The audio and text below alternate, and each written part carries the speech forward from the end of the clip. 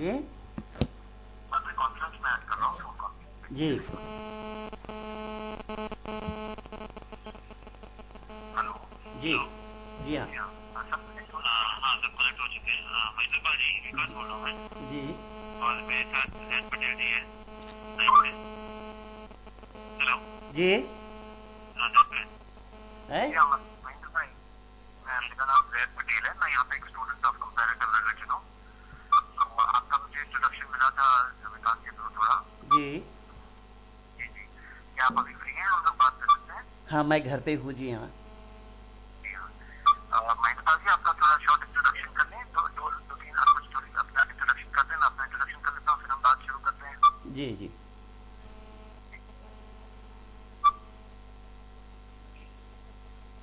जी महेंद्र भाई। जी बोलिए जी, और आपका इंट्रोडक्शन दे दीजिए महेंद्र पाल। मैं कह रहा था हम एक दूसरे को इंट्रोड्यूस कर लेते हैं एक बार, फिर हम हाँ लोग बात करते हैं। मैं समझ नहीं पा रहा हूँ क्या कह रहे हैं आप। आपका परिचय कर दीजिए सर, हाँ परिचय मेरा आप। परिचय है मेरा नाम पंडित महेंद्र पाल आर्य है हाँ हाँ और मैं आर्य समाज का परिचय हूँ हाँ हाँ। जी ओके। और मेरा कॉम्परेटिव स्टडी फॉर रिलीजियस है जो नायक साहब का है। हाँ हाँ ओके। महेंद्र पाल जी, आपकी एज कितनी है? हाँ जी आपकी उम्र कितनी है? उम्र हाँ हाँ।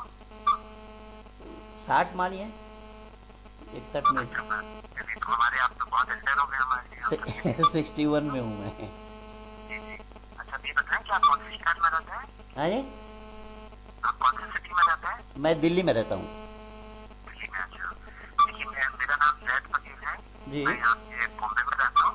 जी मेरी एज 23 ईयर्स है और मैं कई पिछले सालों से student of Islam and comparative religion हूँ। जी और आपके साथ डिस्कशन का जो बात करी, मैं बात चाह के आपसे बात करें। जी जी ये बात है कि हम लोगों को आपस में बात करते रहना चाहिए, तो उससे अंडरस्टैंडिंग स्प्रेड होती है बिल्कुल ना? हाँ ज्ञान बढ़ाने के लिए तो एक दूसरे के साथ आदान प्रदान होना ही चाहिए। जी जी जी।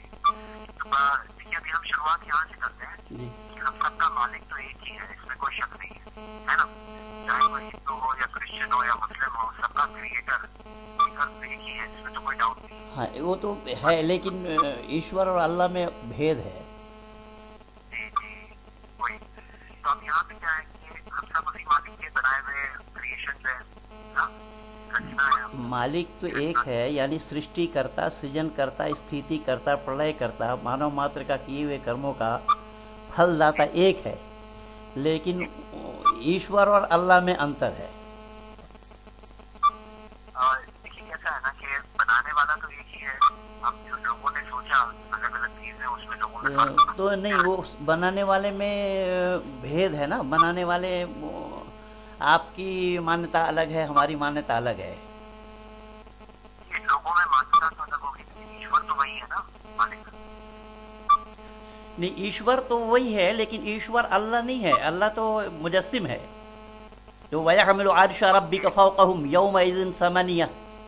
कुरान कह रहे इस बात को। अल्लाह ताला जब सातवां आसमान से नीचे कर उतरने लगेंगे, जिस सिंहासन पर बैठ कर के उतरेंगे उस सिंहासन को 8 फरिश्ते पकड़े हुए होंगे। तो वहाँ अल्लाह को तो मुजस्सिम होना पड़ेगा ना। पर जो हमारा ईश्वर है वो मुजस्सिम नहीं है, वो ला मुजस्सिम है। देखिए हम लोग एक एक इसके बारे में साइंस में पहुंचे, मैं इस बात पे भी जवाब दूंगा, लेकिन मैं शुरुआत कहीं और से करना चाहता था जी कि देखिए हम लोग जो कॉमन बातों को मानते हैं, हम लोग वहां से, जैसे मैं जानता हूँ कि आर्य समाज और हमने बहुत सी चीजें कॉमन है। तो जैसे आप लोग एक ईश्वर बात को मानते हैं ना? जी जी। अच्छा अच्छा, ये बताइए, आप लोग मूर्ति पूजा के भी तो खिलाफ है ना? मूर्ति पूजा तो ईश्वर का तो कोई प्रतिमा है नहीं। मूर्ति पूजा परमात्मा की मूर्ति तो होना संभव ही नहीं है, वेद ने मना किया है। हाँ लेकिन एक ईश्वरवाद तो इस्लाम में एक ईश्वरवाद है नहीं। हाँ। नहीं, ईश्वर में इस्लाम में क्या है मैं आपको थोड़ी देर में बताऊंगा, लेकिन क्या क्या हम मानते हैं हम उस पर आ जाएंगे। हाँ एक ईश्वरवाद पे बिलीव करते हैं। अच्छी बात है। अच्छा अब ये बताएं कि क्या आप लोग राम कृष्ण की पूजा को मानते हैं? सही है? रामकृष्ण को राम कृष्ण वगैरह की पूजा सही है या नहीं है? मैं समझ नहीं पाया, राम और कृष्ण के संदर्भ में क्या पूजा उनकी? जी जी, मैं वही जानना चाहता हूँ कि आप पूजा किसकी करते हैं? पूजा तो एक ईश्वर की होता है, ईश्वर की पूजा होती है। पूजा हमारे यहाँ पूजा वो नहीं, आरती उतारने का नाम पूजा नहीं है, धूप धूनी दिखाने का नाम पूजा नहीं है, उठ बैठ करने का नाम पूजा नहीं है। पूजा के माने सेवा है। अच्छा, उसका आदेश का पालन करना ही उसकी पूजा है। ये भी है पूजा, इसमें कोई शक नहीं। जी। लेकिन ये बताएं कि पूजा की कोई और चीज आपके यहाँ नहीं है? आप लोग प्रार्थना करते हैं, नहीं करते हैं? हाँ बिल्कुल, यानी अपने मन की बातों को इसमें प्रार्थना, उपासना और स्तुति तीनों बातें हैं। हाँ हाँ, जी जी बताएं, मैं सुन जी रहा हूँ। हैं? मैं सुन रहा हूँ, बताएं। जो हमारी यहाँ पूजा जो है, हम एक ईश्वरवाद के ऊपर हम एक ईश्वरवादी हैं, और पूजा हमारे यहाँ किसी मूर्ति की नहीं होती, ना किसी पुस्तक की पूजा होती है जो और लोग और मजहब वाले करते हैं। हाँ हाँ, यहाँ केवल एक ईश्वर की, उस ईश्वर का आज्ञा पालन करना ही उसकी उपासना है, ये मान्यता है हमारी। तो उपासना की कोई खास तरीका या कोई तरीका वो नहीं है आपके? हाँ हाँ बिल्कुल तरीका है। मतलब कि कोई पूजा की कोई खास रस्म या चीज आपके यहाँ है ही नहीं, आप ये बोल रहे हैं? नहीं है, क्यों नहीं है, नहीं होगा तो करेंगे कैसे? कहते हैं ना महेंद्र जी, मतलब से बहुत एक अच्छा रिक्वेस्ट करूंगा कि हम लोग यहाँ एक बहुत ओपन माइंडेड और बहुत ओपन दिल से डिस्कशन करें। वो तो होना ही चाहिए जी। ये बोलो कॉलन सदीदा, सीधी सीधी बात कह दी, तो मैं भी वही करूंगा आपके साथ, आप भी वही करिए मेरे साथ। जी जो भी बात आपको सही जानते हैं और मानते हैं, आप बताइए मुझे, मैं भी जो बात सही हो जानता मानता हूँ आपको बताऊँ। और हमारी कोशिश यही है कि हम लोग जो सच्चाई है वहां तक पहुंच जाए। अब वो सच्चाई को जानना और सच्चाई को स्वीकार करना ही इंसानियत है। जी जी बिल्कुल सही। इसलिए मैं अक्सर कहा करता हूँ, खुदू माँ सफा वर्गा माँ कजर, यानी जहाँ कहीं भी सफाई हो उस सफाई को ले लेना, जहाँ कहीं भी गंदगी उस गंदगी से अपने को किनारे करना, ये इंसानियत है। आपके यहाँ सिर्फ उपासना का कुछ रस्में हैं या नहीं है? हाँ, उपासना का रस्म वही है ना जो मैं बता रहा हूँ, बस सेवा है, उसके अलावा और कुछ नहीं है? उसकी आज्ञा पालन करना, उसकी आज्ञा का पालन करना, जो मुख्य रूप से परमात्मा की सेवा वही है। सेवा हम उसकी क्या करेंगे, वो तो कोई शक्ल सूरत वाला है नहीं जो उसकी सेवा करे या धूल झाड़े, या उसको तो ऐसे कोई है नहीं। हाँ हाँ, तो उसने जो बनी नौ इंसान के लिए जो हुक्म दिया है उसका तामील करना ही उसकी पूजा है। ठीक है। आप ये बताएं मुझे, जी। क्या आप प्रार्थना आप किससे करते हैं? ईश्वर से करते हैं या कभी राम जी से भी करते हैं, कृष्ण से भी करते हैं? राम तो कि ये तो हिंदू जानते ही नहीं है कि जो राम को पूजा, वो तो बाबा तुलसी खुद कह रहे हैं कि संध्या करन चले दो भाई। वो राम और कृष्ण वो भी तो संध्या क्या करते, राम और लक्ष्मण दोनों संध्या करने के लिए जा रहे, वो तो बाबा तुलसी ने खुद कहा है। ये तो हिंदू अनभिज्ञ है, हिंदू उस चीज को जानता नहीं है। तो बताएं कि प्रार्थना तो आप सिर्फ ईश्वर से करते हैं, किसी और से प्रार्थना नहीं करते आप? और से प्रार्थना, जो आपसे बात कर रहा हूँ आपसे प्रार्थना है। नहीं, प्रार्थना ये क्या है ना कि जैसे आप मुझसे मांग रहे हैं कोई चीज, तो चलिए मैं ना आपके जमाने में रहने वाला एक मनुष्य हूँ आपके साथ में जी। आप इतना नहीं मांग सकते अगर मैं आपके सामने मौजूद हूँ जी। अगर मान लीजिए कि कोई शख्स के पास कोई कैपेसिटी नहीं है, कैपेसिटी से बाहर की चीज जैसे हम कहते हैं गैर फिक्री तौर पर, तो वो तो ऊपर वाले से ही मांग सकते हैं। क्या आप किसी चीज के बारे में? तो वो ऊपर वाले से तो इसीलिए ना, वो तो सबका भंडार है, इसीलिए ही उसी से मांग की जाती है। पर ये नहीं कि ऐसे वैसे को तो दिया है, मुझे भी जरा लिफ्ट करा दे, मोटर बंगला कार दिला दे, एक नहीं तो 4 दिला दे, ये नहीं है। उससे क्या मांगना चाहिए वो पहले जानना पड़ेगा। जी जी, अब ये बताएं कि ईश्वर कहाँ है? ईश्वर सर्वव्यापक है, जर्रे जर्रे में है, कण कण में है। अच्छा, ये बताएं मुझे कि देखिए, आप जर्रे जर्रे में अगर हम माने तो जैसे कटर है वो भी तो जरा है, टॉयलेट दाना है। हाँ बिल्कुल सही कह रहे। तो वो दोनों में ईश्वर है? हाँ, गंदगी में भी ईश्वर है, क्योंकि हमारे और आपके पेट में भी तो गंदगी है। क्या उस गंदगी को हम एहसास करते हैं? इन छोटी सी चीजों को आप जान नहीं पा रहे हैं। एक मिनट सुन लीजिए, इसका जवाब सुन लीजिए। बैतुल खुला में भी है परमात्मा, क्योंकि वो परमात्मा सर्वव्यापक है, जर्रे जर्रे में है, कण कण में है।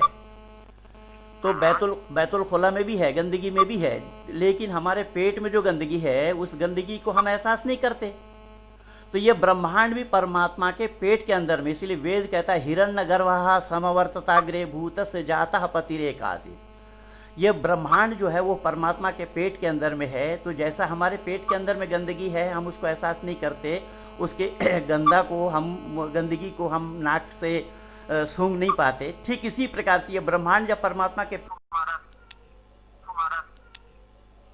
जी अभी आपने आवाज नहीं मारनी। हाँ, अभी आप फिर दोबारा पूछिए। देखिए मेरे सामने टेबल है। हाँ, टेबल को अभी जोर से मारा था, आपको आवाज सुनाई दी होगी, है ना? तो मैं पूछ रहा हूँ कि हर कंकड़ में परमात्मा है ना? हर चीज में कंकड़ में ही क्यों है? वो तो सब जगह, कंकड़ में अंदर है, उससे बाहर है, उसके ऊपर है, उसके नीचे है, वो ईशावासम इदम सर्वम है। मुझे आप ये बताइए, टेबल में भी है वो? है? टेबल में है परमात्मा? मैं बता रहा हूँ, जब वो सर्वव्यापक है, उससे कोई जगह खाली नहीं कि जहाँ पर वो ना हो। तो आप ये बताएं कि मैंने जो मारा तो मैंने परमात्मा को मारा? किसको? अभी मैं मार रहा हूँ ना। हाँ, टेबल को मार रहा हूँ कि परमात्मा को मार रहा हूँ? परमात्मा को मारने का कोई सवाल ही नहीं है। परमात्मा को हम मार कैसे पाएंगे? तो रहा हूँ ना। हैं? टेबल को मैं मार रहा हूँ, टेबल में परमात्मा है आपसे। ये तो हम आदमी, जब परमात्मा सर्वव्यापक है तो हम आदमी मर रहे हैं, तो परमात्मा भी मरेगा क्या? देखिए वही तो बात है, सवाल उठती। हाँ, महेंद्र जी, मैं आपके सामने एक सिचुएशन बताता हूँ, आप सोचिए इस बारे में। हाँ। देखिए ये जो टेबल है ना, हमेशा हमेशा से नहीं है।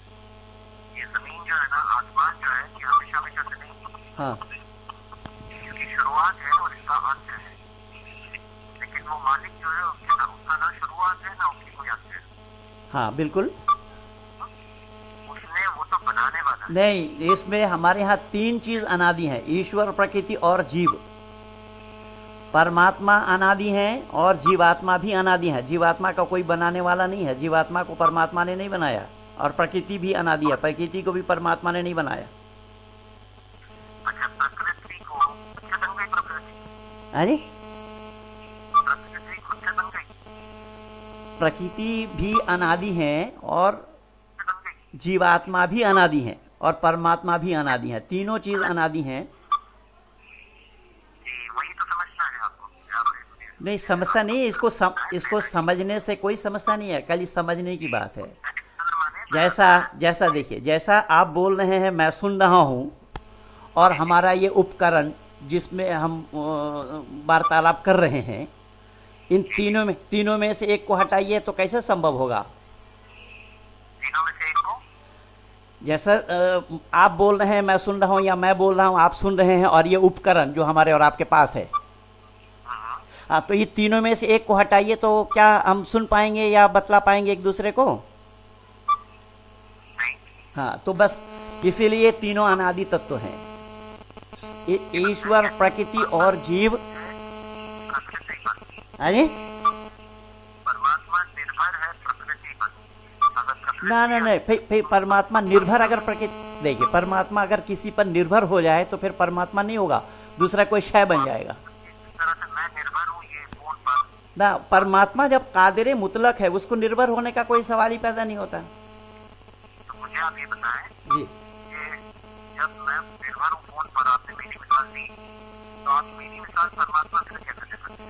तो हम तो अल्पज है ना। ये इसमें देखिए, जैसा कोई भी चीज को आप देखेंगे वहां भी तीन सामान मौजूद है, तीनों के बगैर काम नहीं चलता। दुकानदार है, दुकान में सामान है जी, बगैर काम नहीं चलता, तो ईश्वर का काम वो प्रकृति के बगैर नहीं चलता, तो ईश्वर तो निर्भर हो गया। ना, ईश्वर, ये जैसा ईश्वर अनादि है ना, वैसे जीवात्मा भी अनादि है और प्रकृति भी अनादि है। एक दूसरे के बगैर काम नहीं चलता है जब, तो उसी को तो निर्भर होना कहते हैं ना। निर्भर होने की बात यहाँ किस तरीके से है? देखिए कैसा है कि जब एक का दूसरे के बगैर काम नहीं चलता, उसी को तो तीनों निर्भर वाली बात इस तरीके से नहीं है कि वो तीनों के बगैर कोई चीज का बनना संभव नहीं है। जब जब जब आपकी मान्यता है कि अल्लाह ने सबसे पहले कलम बनाई, तो कलम किस चीज से बनाया गया? अब कुन कहने से बन जाता है, कुन के माने हो जा, और हो जा कह देने पर बन जाना कैसे संभव होगा? होने के लिए कारण होना जरूरी होगा, कारण के बगैर क्रिया कैसे होगा? महेंद्र जी, मैं आपकी एक सवाल से जवाब देते हैं, लेकिन हमारा अभी टॉपिक ये चल जाएगा। हाँ जी अभी का सवाल ये है कि आपने कहा ईश्वर, जीव और प्रकृति जी ये तीनों अनादि है, ये तीनों के बगैर काम नहीं हो सकता, हाँ है ना? जी। इन्हें तीन में से एक है तो काम नहीं हो सकता। नहीं, एक से भी नहीं होगा, एक ये तो कर सकता है, है? जीव भी नहीं है, प्रकृति भी नहीं है, तो सिर्फ ईश्वर काम कर सकता है, आप बताएं। नहीं, ईश्वर मैं बता रहा हूँ, ये तीनों अनादि तत्व हैं, तीनों समकालीन हैं, तीनों बराबर से हैं, तीनों में कोई आगे पीछे नहीं है, कोई छोटा बड़ा नहीं है। तीनों में फर्क इतना है कि परमात्मा ज्ञान में परिपूर्ण है और प्रकृति ज्ञान शून्य है। जीवात्मा में कुछ ज्ञान है और कुछ अज्ञानता है, तो जीवात्मा अपनी अज्ञानता को दूर करने के लिए ही परमात्मा को ढूंढता है, उससे ज्ञान प्राप्त करने के लिए। इसलिए वेद कहता है दुआ सुपर्णा सयुजा सखाया समानम वृक्षम परिसो जाते तयो रण्यापि परम स्वादवत्ती अनशनन्यो अभिचाक्षीति, कि ईश्वर, प्रकृति और जीव तीनों का मिलान बता कि एक दूसरे के सखा है, मित्र हैं। और प्रकृति है, वृक्ष है प्रकृति, उस प्रकृति रूपी वृक्ष में यह माना जाए कि जैसा दो चिड़िया हो, एक जीवात्मा रूपी और एक परमात्मा रूपी। तो जो परमात्मा रूपी है वो सर्वज्ञ है, तो परमात्मा सर्वज्ञ है और जीवात्मा अल्पज्ञ है। जीवात्मा एक सीमित दायरे के अंदर में है और परमात्मा ज्ञान में परिपूर्ण है, और प्रकृति ज्ञान शून्य है। प्रकृति को ज्ञान नहीं है कि वो क्या है, प्रकृति ज्ञान शून्य है, परमात्मा ज्ञान में परिपूर्ण है, जीवात्मा में कुछ ज्ञान है और कुछ अज्ञानता है, ये मान्यता है। महेंद्र जी, कि प्रकृति को क्या परमात्मा ने बनाया कि प्रकृति खुद से बन गई? नहीं, प्रकृति को परमात्मा, मैं बता रहा हूँ ना कि तीनों अनादि हैं, बनाने का तो कोई सवाल ही पैदा नहीं होता। आप ये बताएं कि अगर प्रकृति और जीव नहीं है तो खाली ईश्वर कुछ कर सकता है? नहीं है कैसे? जब तीनों अनादि हैं तो नहीं है क्या? कोई सवाल ही पैदा नहीं होगा। मुझे बताएं कि ये तीन अलग अलग, ये खुद से बने हुए हमेशा हमेशा से हैं। मुझे बताएं कि जो प्रकृति हमारे आसपास है, आप खुद पूछें, एक टेबल जब खुद से नहीं बन सकता, हाँ, एक मोबाइल खुद से नहीं बन सकता, तो एक बड़ी प्रकृति खुद से कैसे बन सकती? वो तो मैं पहले ही बता चुका हूँ नहीं, प्रकृति जड़ है, प्रकृति चेतन शून्य है, प्रकृति अज्ञान में परिपूर्ण है और परमात्मा ज्ञान पे परिपूर्ण है। जीवात्मा में कुछ ज्ञान है और कुछ अज्ञानता है। महेंद्र जी, देखिए मैं आपके बेटे जैसा हूँ और मैं आपकी बहुत आदर करता हूँ कि आप इस बातें कर रहे हैं। नहीं, मैं भी आपका रिस्पेक्ट कर रहा हूँ, ऐसे मैं आप शब्द नहीं बोला आपको। महेंद्र जी, मैं आपसे पूछना चाहता था जी, कि आप बिल्कुल खुले दिमाग से, बिल्कुल, मैं तो मेरे यहाँ दिमाग को ढकने की कोई बात ही नहीं है। हमारे यहाँ हमारी मान्यता है यस तर्केन अनुसंधान स्वधर्म वेद नेतरा, कि हर बात को तर्क के कसौटी पर कसो, जो जवाब दे तो मानो, जवाब ना दे तो मत मानो। लेकिन वो आप नहीं कर सकते। आपको यहाँ पर कुल्लु माजा अबी रसूल मिन इंदिल्लाह कह के रोक दिया गया, जालिकल किताब ला रही बफी कह के रोक दिया गया। नहीं रोका गया, मैं सब आपसे जवाब देने तैयार हूँ। जब हम ईश्वर के मौजूद से शुरू किया था, हमसे अहम मौजूद है, और यहाँ मैं आपसे महेंद्र जी से आपसे ये पूछता हूँ, आप बताएं आप क्या चीज आपको ये लगता है वो ज्यादा ताकीद देने वाली लगती है? या ये आपको ज्यादा ठीक लगता है कि प्रकृति को बनाया गया है? प्रकृति को नहीं, प्रकृति को बनाया नहीं गया। प्रकृति, मैं पहले से बोल रहा हूं कि प्रकृति जैसा अनादि है, जैसा परमात्मा अनादि है, जीवात्मा भी अनादि है, जैसा परमात्मा अनादि है। ये तीनों अनादि तत्व है, तीनों समकालीन है, तीनों बराबर से हैं, आगे पीछे छोटा बड़ा नहीं है। कैसा है ना मैं आपको बताता हूँ जी, कि आप ये सोचें, जब एक छोटा सा टेबल खुद से नहीं बन सकता, एक घर खुद से नहीं बन सकता, एक बिल्डिंग खुद से नहीं बन सकती, एक ब्रिज खुद से नहीं बन सकता, अगर कोई आपसे कहे कि मोबाइल खुद ब खुद बन गया, मैं क्यों कह रहा हूँ, मैं कैसे कह रहा हूँ कि खुद ब खुद नहीं? इसको दिमाग में जगह बनाइए तब बात बनेगी। तो फिर अगर प्रकृति को बनाया अल्लाह ने, और अल्लाह को किसने बनाया, परमात्मा को किसने बनाया? मैं वो सवाल का जवाब देने तैयार हूँ, लेकिन आप पहले ये बात को मानिए। मैं नहीं, आप मानने के लिए, मानने वाली जो बात होगी उसको मैं मानूंगा, और जो मानने वाली बात नहीं है उसको हम नहीं मानेंगे। आप मुझे ये बताएं जी महेंद्र जी, कि ये मोबाइल जिससे आप बात कर रहे हैं ये खुद से बन गया या किसी ने उसको बनाया? संभव ही नहीं होगा बनने का। खुद से बन गया अगर कोई आपसे कहे तो आप मानेंगे? बट टेबल कुर्सी बनाने के लिए तो वो अपने आप बनना संभव नहीं है, लेकिन पेड़ को अपने आप बनना संभव है। उस दाना के बीज के अंदर में जो पेड़ है, क्या वो पेड़ दिखाई दे रहा है? वो बीज को किसने बनाया? हैं? वो बीज को किसने बनाया? बस वही तो अनादि है, मैं वही कह रहा हूँ, ये तीनों चीज अनादि हैं। पहले मुर्गी है या पहले अंडा है, क्या मान्यता है आपकी? महेंद्र जी, आप इसे जिंदगी का छोड़ें। बीज को किसने बनाया? बीज फल में से आया? पहले मैं आपसे पूछ रहा हूँ कि पहले मुर्गी है या पहले अंडा? अगर आप उसे अनादि कहें तो है ना, आपने उसको ईश्वर के साथ दर्जा दे दिया। हैं? हेलो, मैं आपसे पूछ रहा हूँ कि पहले मुर्गी है या पहले अंडा है? वही मैं आपसे बता रहा हूँ, मुर्गी पहले अंडा पहले, आप बताएं। हाँ, बताएं आप। मैं आपसे पूछ रहा हूँ, आप जो पूछ रहे हैं उसका जवाब मैं दे रहा हूँ, और मैं जो पूछ रहा हूँ वो उसका जवाब मेरे से लेना चाह रहे हैं आप। मैं आपको जवाब देता हूँ। हाँ बताइए। पहले अंडा पहले वो तो गौर करना पड़ेगा। हैं? ये बात है कि पहली इसका जवाब आप तो इसके जवाब आप नहीं दे पाएंगे, आप कन्नी काट रहे हैं। जो मैं पूछ रहा हूँ आपने अब तक जो पूछा मैं सवाल का जवाब दिया, और जो मैं पूछ रहा हूँ उसको मेरे ऊपर ही टाल रहे हैं आप। जी, मैं आपको ऊपर पर नहीं डाल रहा हूँ, मैं आपसे भी सोचें। जी, मैं आपसे कह रहा हूँ, जैसे आदम को पहले इंसान को ऊपर वाले ने बनाया, इंसान से आदम को पहले किस चीज से बनाया? आदम को किस चीज से बनाया? आदम को किस चीज से बनाया, वो हम ये देखें कि वो किसी भी चीज से बनाया। नहीं नहीं, किसी भी चीज से बनाया, इसका मतलब तो ये हुआ, इसका मतलब ये हुआ अनजान किसी भी चीज से, मतलब पर्टिकुलर बताइए किस चीज से बनाया। मेरे सामने एक कंप्यूटर है, वो कंप्यूटर किस चीज से बना मुझे तो नहीं पता, लेकिन ये मालूम है बना हुआ है और सामने है। हाँ तो ऐसा है, बस इसी को जानने का प्रयास कीजिए।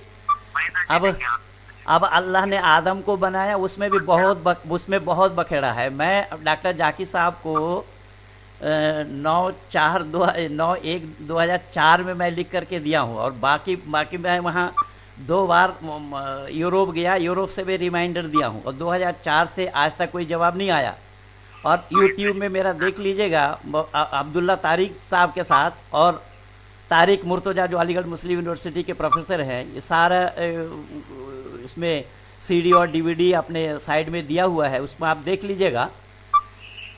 इसमें लिखूंगा मैं, लेकिन आपके सामने एक बहुत अहम प्रश्न है जिसका आपके पास जवाब नहीं है। आप इस बारे में बाद में गौर करिए, क्योंकि एक ही बात बार बार बोलना मुनासिब नहीं लग रहा है। किसका जवाब नहीं है? पूछिए, सवाल कीजिए ना। मैं बात ये नहीं है कि जैसे एक मोबाइल को खुद से नहीं बन सकता, तो ये इतनी बड़ी तब्दीली, ये हाँ वही तो मैं आपसे वही पूछ रहा हूँ। जब मैं आपसे यही पूछ रहा हूँ कि अल्लाह ने आदम को बनाया तो किस चीज से बनाया? पहले तो सब रॉ मटेरियल्स होना चाहिए ना भाई। बताइए मुझे, आपका मोबाइल किस चीज से बना हैं? आप ये मानते हैं मोबाइल को किसी ने बनाया? मोबाइल को नहीं, आप सृष्टि के आदि चलिए, सृष्टि की रचना में चलिए। सृष्टि आपने अभी कहा अल्लाह ने आदम को बनाया, आपका ही कहना है ये आपने खुद कहा इस बात को, अल्लाह ने आदम को बनाया। पर मैं वही सवाल कर रहा हूँ आपसे कि आदम को अल्लाह ने किस चीज से बनाया?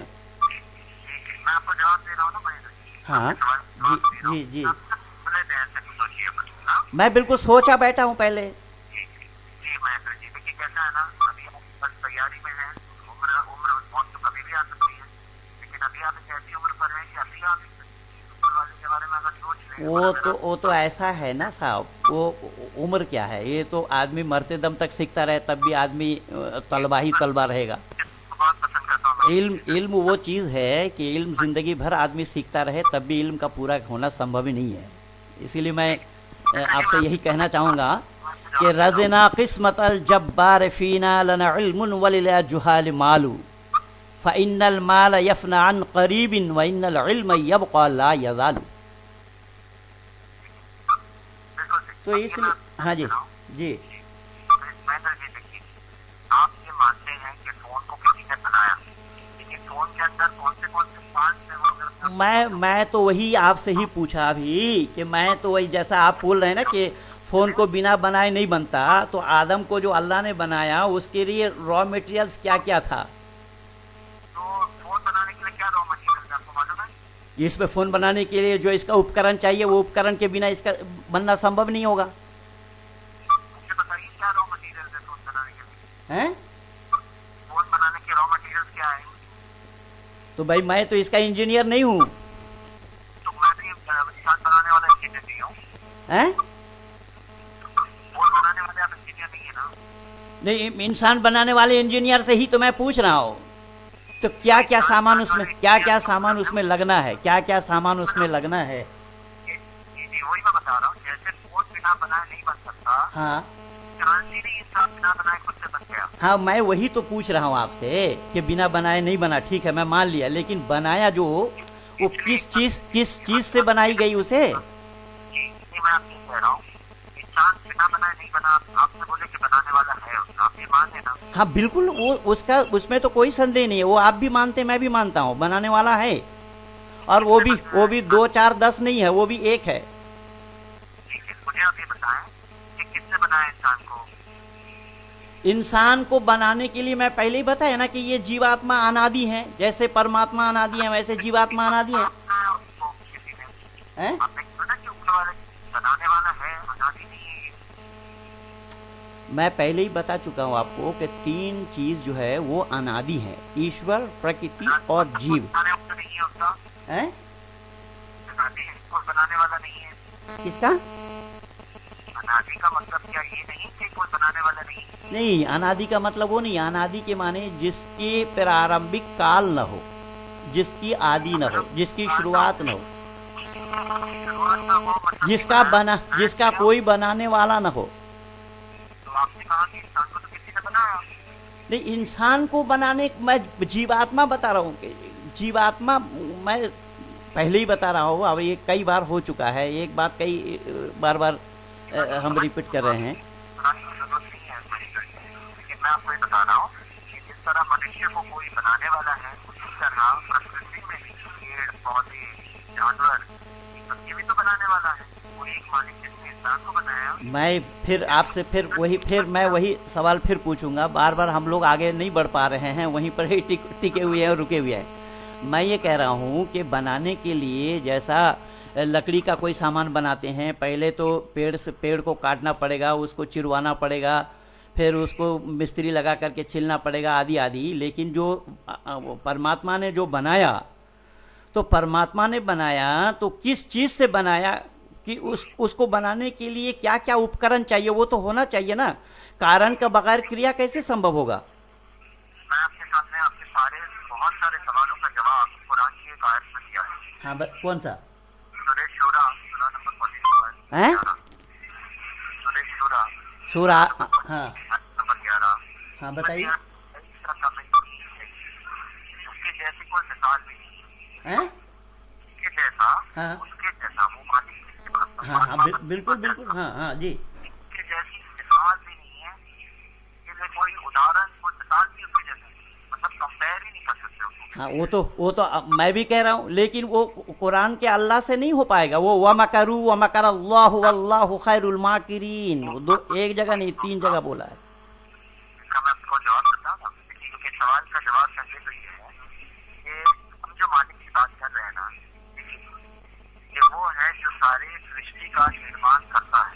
अब मैं वही तो मैं जो बताया हूँ कि निर्माण करने के लिए मान्यता क्या है उसको पहले देखना पड़ेगा ना भाई। उसको देखे बिना, उसको जाने और समझे बिना कैसा संभव होगा? वही तो बता रहा हूँ, आप इंसान हैं, हम इंसानी लिमिटेशन के हिसाब से सोच रहे हैं। हाँ हमें बनाने के लिए कुछ चीज रॉ मटेरियल चाहिए। हाँ, रॉ मटेरियल के बगैर हम नहीं बना सकते, बिल्कुल जी। लेकिन ऊपर वाला जो है वो क्रिएटर है। हाँ, और वो कैसा है? उसको रॉ मटेरियल्स नहीं चाहिए। नहीं, मैं आपको वही बता रहा हूँ। हाँ, देखिए जैसे पेन है मेरे सामने, पेन किसने बनाया? फैक्ट्री किसने बनाया? वो इंजीनियर। ये दुनियादारी वाली छोड़िए ना। जहाँ हम लोग बोल रहे हैं उसी पे बोलिए ना। मैं इतना कम अकल नहीं हूँ, मैं भी समग्र दुनिया भर में यही काम कर रहा हूँ। थोड़ा सा सफर करना होगा।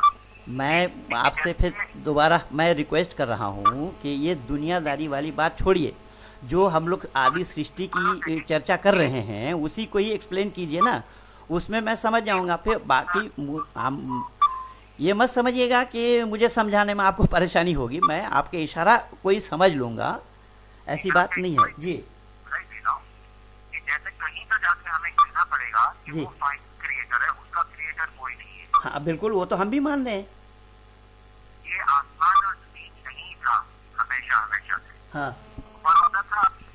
ये आसमान और जमीन था, ये आप कुरान से सिद्ध करिए जरा, क्या? कुरान से सिद्ध करिए आसमान और जमीन था यही, इसको कुरान का कौन सा हवाला दीजिए जरा। जी बिल्कुल, सूरह बकरा नंबर 117। देखिए ऐसा है, फिर अस्समाई बनाहा रफ़अहा समकहा फसव्वाहा व अग़तशा लैलहा व अख़रजा दुहाहा वल अर्ज़ बअद ज़ालिका दहाहा अख़रजा मिनहा माआहा व मरआहा वल जिबाल अरसा। सूरह नबा को देखिए, वहाँ क्या बताया कि अल्लाह ने आसमान को बनाया, फिर उसको दुरुस्त किया, फिर उसको बुलंद किया, फिर ज़मीन को आरस्ता किया, फिर ज़मीन के ऊपर पहाड़ का दबाव डाला, फिर दरिंदा परिंदा को बनाया और आखिर में इंसान को बनाया। आप तो केवल कुरान का आयत बता रहे, मैं तो पढ़ करके सुना रहा हूँ, आपने तो केवल खाली नंबर बताया है, आप पढ़ करके बता भी नहीं पा रहे हैं। कुरान के बारे में आपको जानकारी नहीं है, वो मैं भी समझ गया हूँ। देखिए कहता है ना कि जानकारी तो बहुत होगी इसके पास, अगर हाँ, तो इसीलिए मैं बोल रहा हूँ, यहाँ अल्लाह ने क्या कहा कुरान से ही पूछ लीजिए। मैं आपको पता बता दिया, सूरह नबा 30वां सिपारा के अंतिम आयत को पढ़िए। सूरह 30वां सिपारा का सूरह नबा का अंतिम आयत को पढ़िए, वहाँ क्या अल्लाह ने क्या फरमाया। अस्समाई बनाहा रफ़अहा समकहा फसव्वाहा व अग़तशा लैलहा व अख़रजा दुहाहा वल अर्ज़ बअद ज़ालिका दहाहा अख़रजा मिनहा माआहा व मरआहा वल जिबाला अरसाहा। अब इसका अर्थ को देख लीजिए, इसके अर्थ को देख लीजिए, जो मैं बोल रहा हूँ यही है या नहीं है।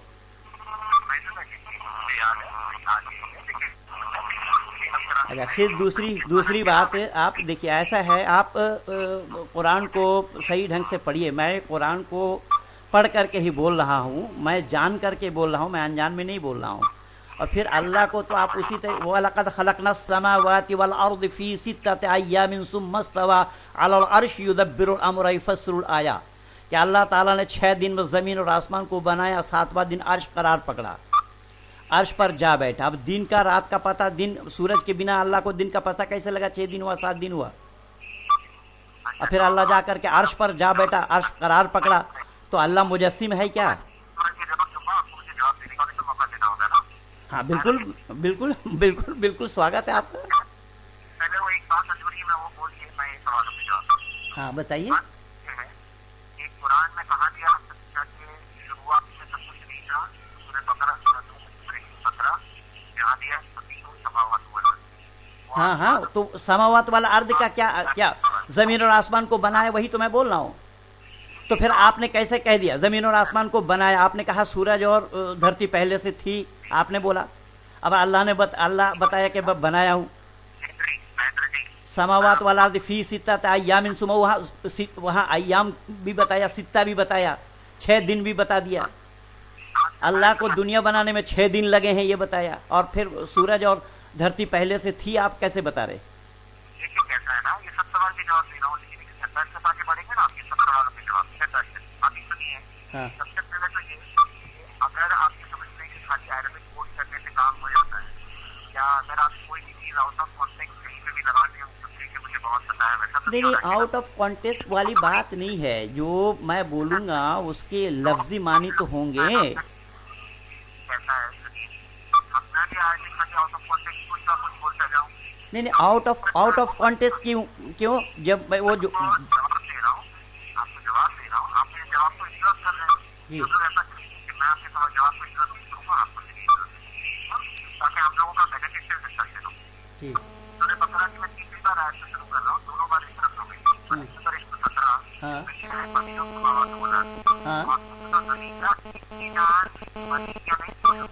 ओरिजिनेटर अरबिक में, which means beginning, starting, यानी कि ये सब का beginning नहीं था, स्टार्ट हुआ। वो क्रिएटर है, ओरिजिनेटर।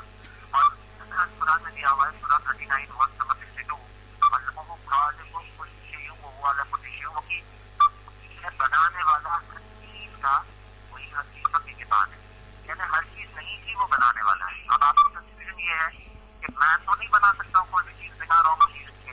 नहीं, हम बना क्यों नहीं सकते हैं? हम बना सकते हैं, हमारा बनाने का दायरा अलग है, उसका बनाने का दायरा अलग है, उसको बनाना नहीं पड़ता, उसका निर्माण होता है। जैसे माँ के पेट में बच्चे का निर्माण होता है, माँ को थोड़ी पता लग रहा है कब हाथ पाँव बन रहा है, कब कुछ बन रहा है, माँ को नहीं पता होता। ठीक उसी तरीके से उसका बनाना है। वो ये नहीं कि दुनियादार लोग हम जैसे, हम और आप जैसे बनाते हैं वैसे ही बना रहा वो। हाँ, उसके बनाने में और दुनियादारों के बनाने में फर्क है, बहुत फर्क है। तो उस जी हम अपने अगर एंगल से सोचेंगे जी तो निर्भर है, सेकंड है, हम इम्परफेक्ट है, ऊपर वाला परफेक्ट है जी उसके जैसा कोई नहीं है।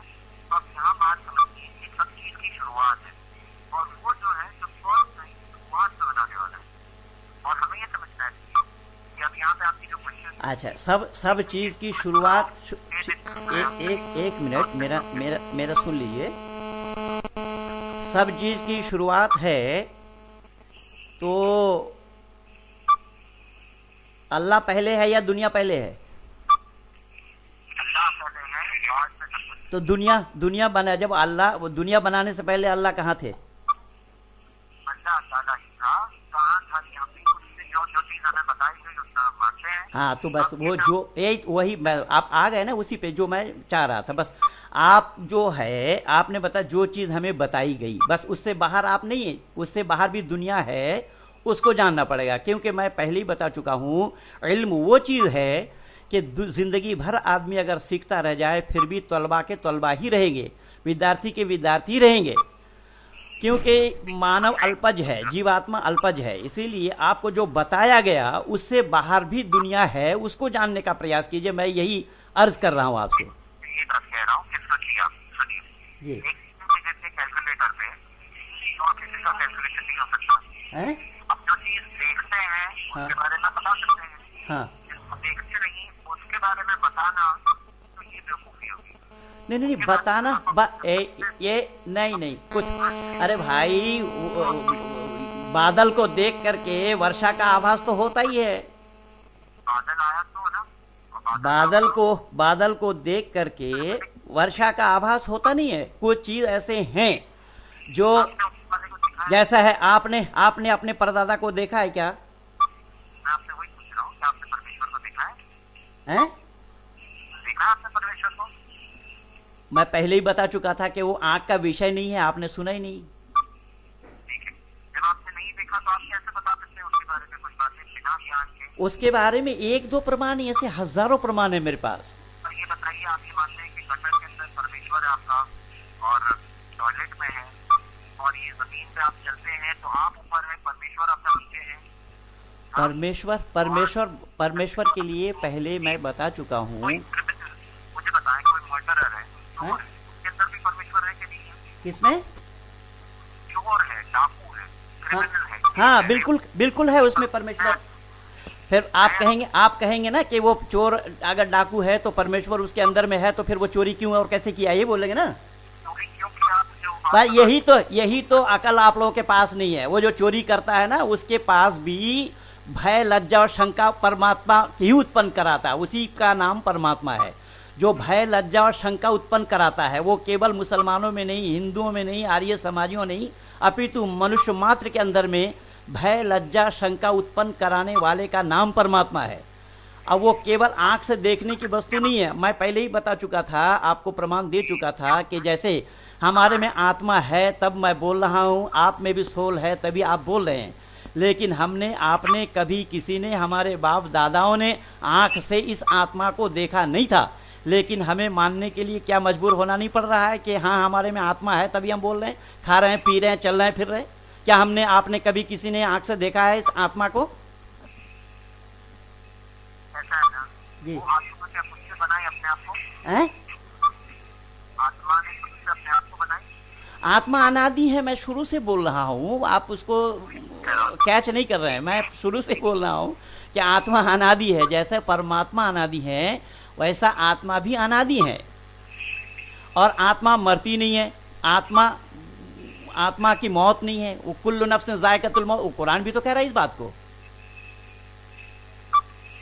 देखिए, मैं आपके सामने ये बात रख रहा हूँ जी कि हमेशा हमेशा से हमेशा हमेशा रहेगा। हाँ ये सृष्टि जो है ना हमेशा हमेशा से नहीं है और ना हमेशा हमेशा रहेगी। भाई ऐसा है, देख एक मिनट मैं इसका समाधान दे, बस समझ गया, मैं समाधान दे देता हूँ। ये देखिए अभी एक मेरी सुन लीजिए, इसका समाधान सुन लीजिए कि ईश्वर हमेशा हमेशा से है, प्रकृति हमेशा हमेशा से नहीं है। देखिए ऐसा है, जब एक पेड़ होता है उसको जब हम काटते हैं तो उसका नाम बदल जाता है, वो लकड़ी बनता है, तख्ता बनता है, तख्ती होता है, टेबल होता है, कुर्सी होता है, नाम बदल जाता है। ठीक इसी तरीके से ये अनादि है, उसका नाम बदल जाता है लेकिन उसका नाश नहीं होता और ये जल करके राख तैयार होता है। तो जब हम चूल्हा के पास ले जाते हैं तो उसका नाम ईंधन पड़ जाता है, जब हम यज्ञ में लगाते हैं तो उसका नाम समिधा बन जाता है, और जब उसका कुर्सी बनाते हैं तो उसका कुर्सी पड़ा, टेबल पड़ा, आदि आदि नाम बदलता है। ये अनादि है, ये प्रकृति जो है ये अनादि है। ठीक उसी प्रकार से जिस प्रकार से परमात्मा अनादि है, ठीक उसी प्रकार से जीवात्मा भी अनादि है। इसीलिए जीवात्मा को ना परमात्मा ने बनाया और ना ही प्रकृति को परमात्मा ने बनाया। ये मैं शुरू में ही आपको बताया था। देखिए मैं आपकी बात सुन रहा हूँ, लेकिन मैं आपके सामने बात रख रहा हूँ जी ये सोचना ये सब बातें खुद से हो रही है।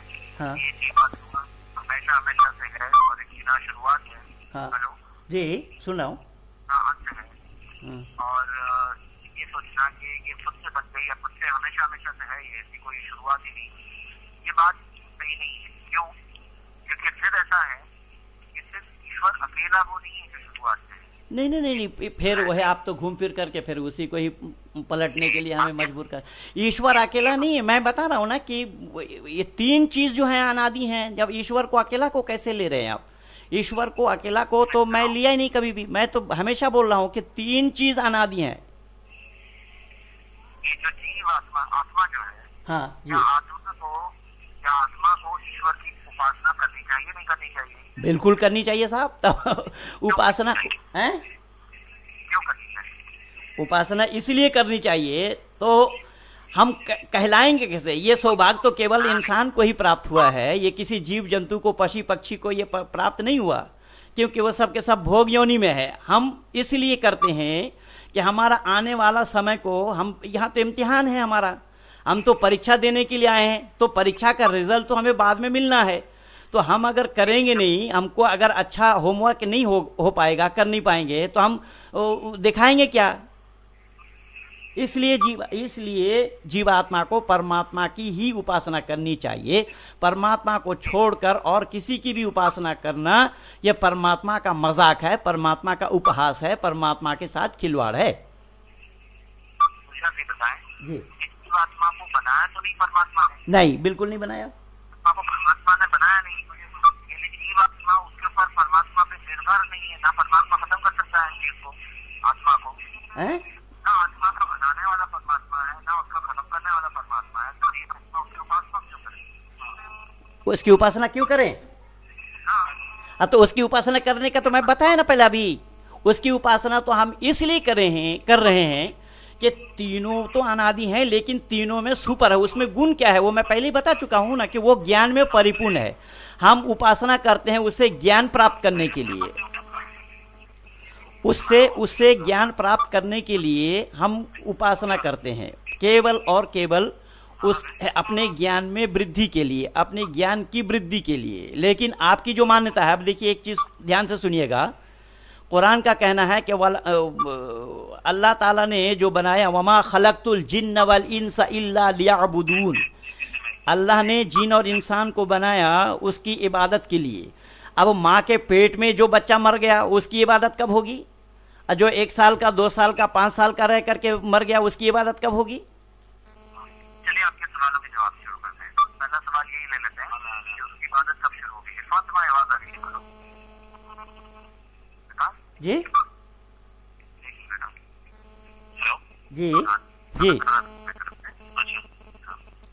महेंद्र जी, चलिए पहला सवाल ये शुरू कर रहे हैं। हाँ, बच्चे का 5 साल की उम्र में मर जाता है, माँ के पेट में मर जाता है। हाँ, हाँ, तो उसकी इबादत पूजा कब होगी? है ना? उसकी इबादत या पूजा कब होगी, ये सवाल है ना? ये हमारे यहाँ तो यही चीज है, इसको आप नहीं मानते हैं ना, आप इसमें आवागमन को मानते नहीं, पुनर्जन्म को मानते नहीं, जबकि कुरान से 4 जगह से मैं पुनर्जन्म का प्रमाण दिया हूँ। अगर मैं आपकी पुनर्जन्म के कंसेप्ट को, मैं पुनर्जन्म के कंसेप्ट पे इसके बाद में आ जाएंगे। हाँ जी। तो मैं देखिए पुनर्जन्म से शुरू करेंगे, ठीक है? जी जी। अब यहाँ पे एक बात आपके सामने है कि ये जो सवाल है कि छोटे जो लोग, जो बच्चे, छोटे बच्चे मर जाते हैं, जी जी जी जी जी, तो उनकी इबादत कब होगी, क्या होगी, है ना?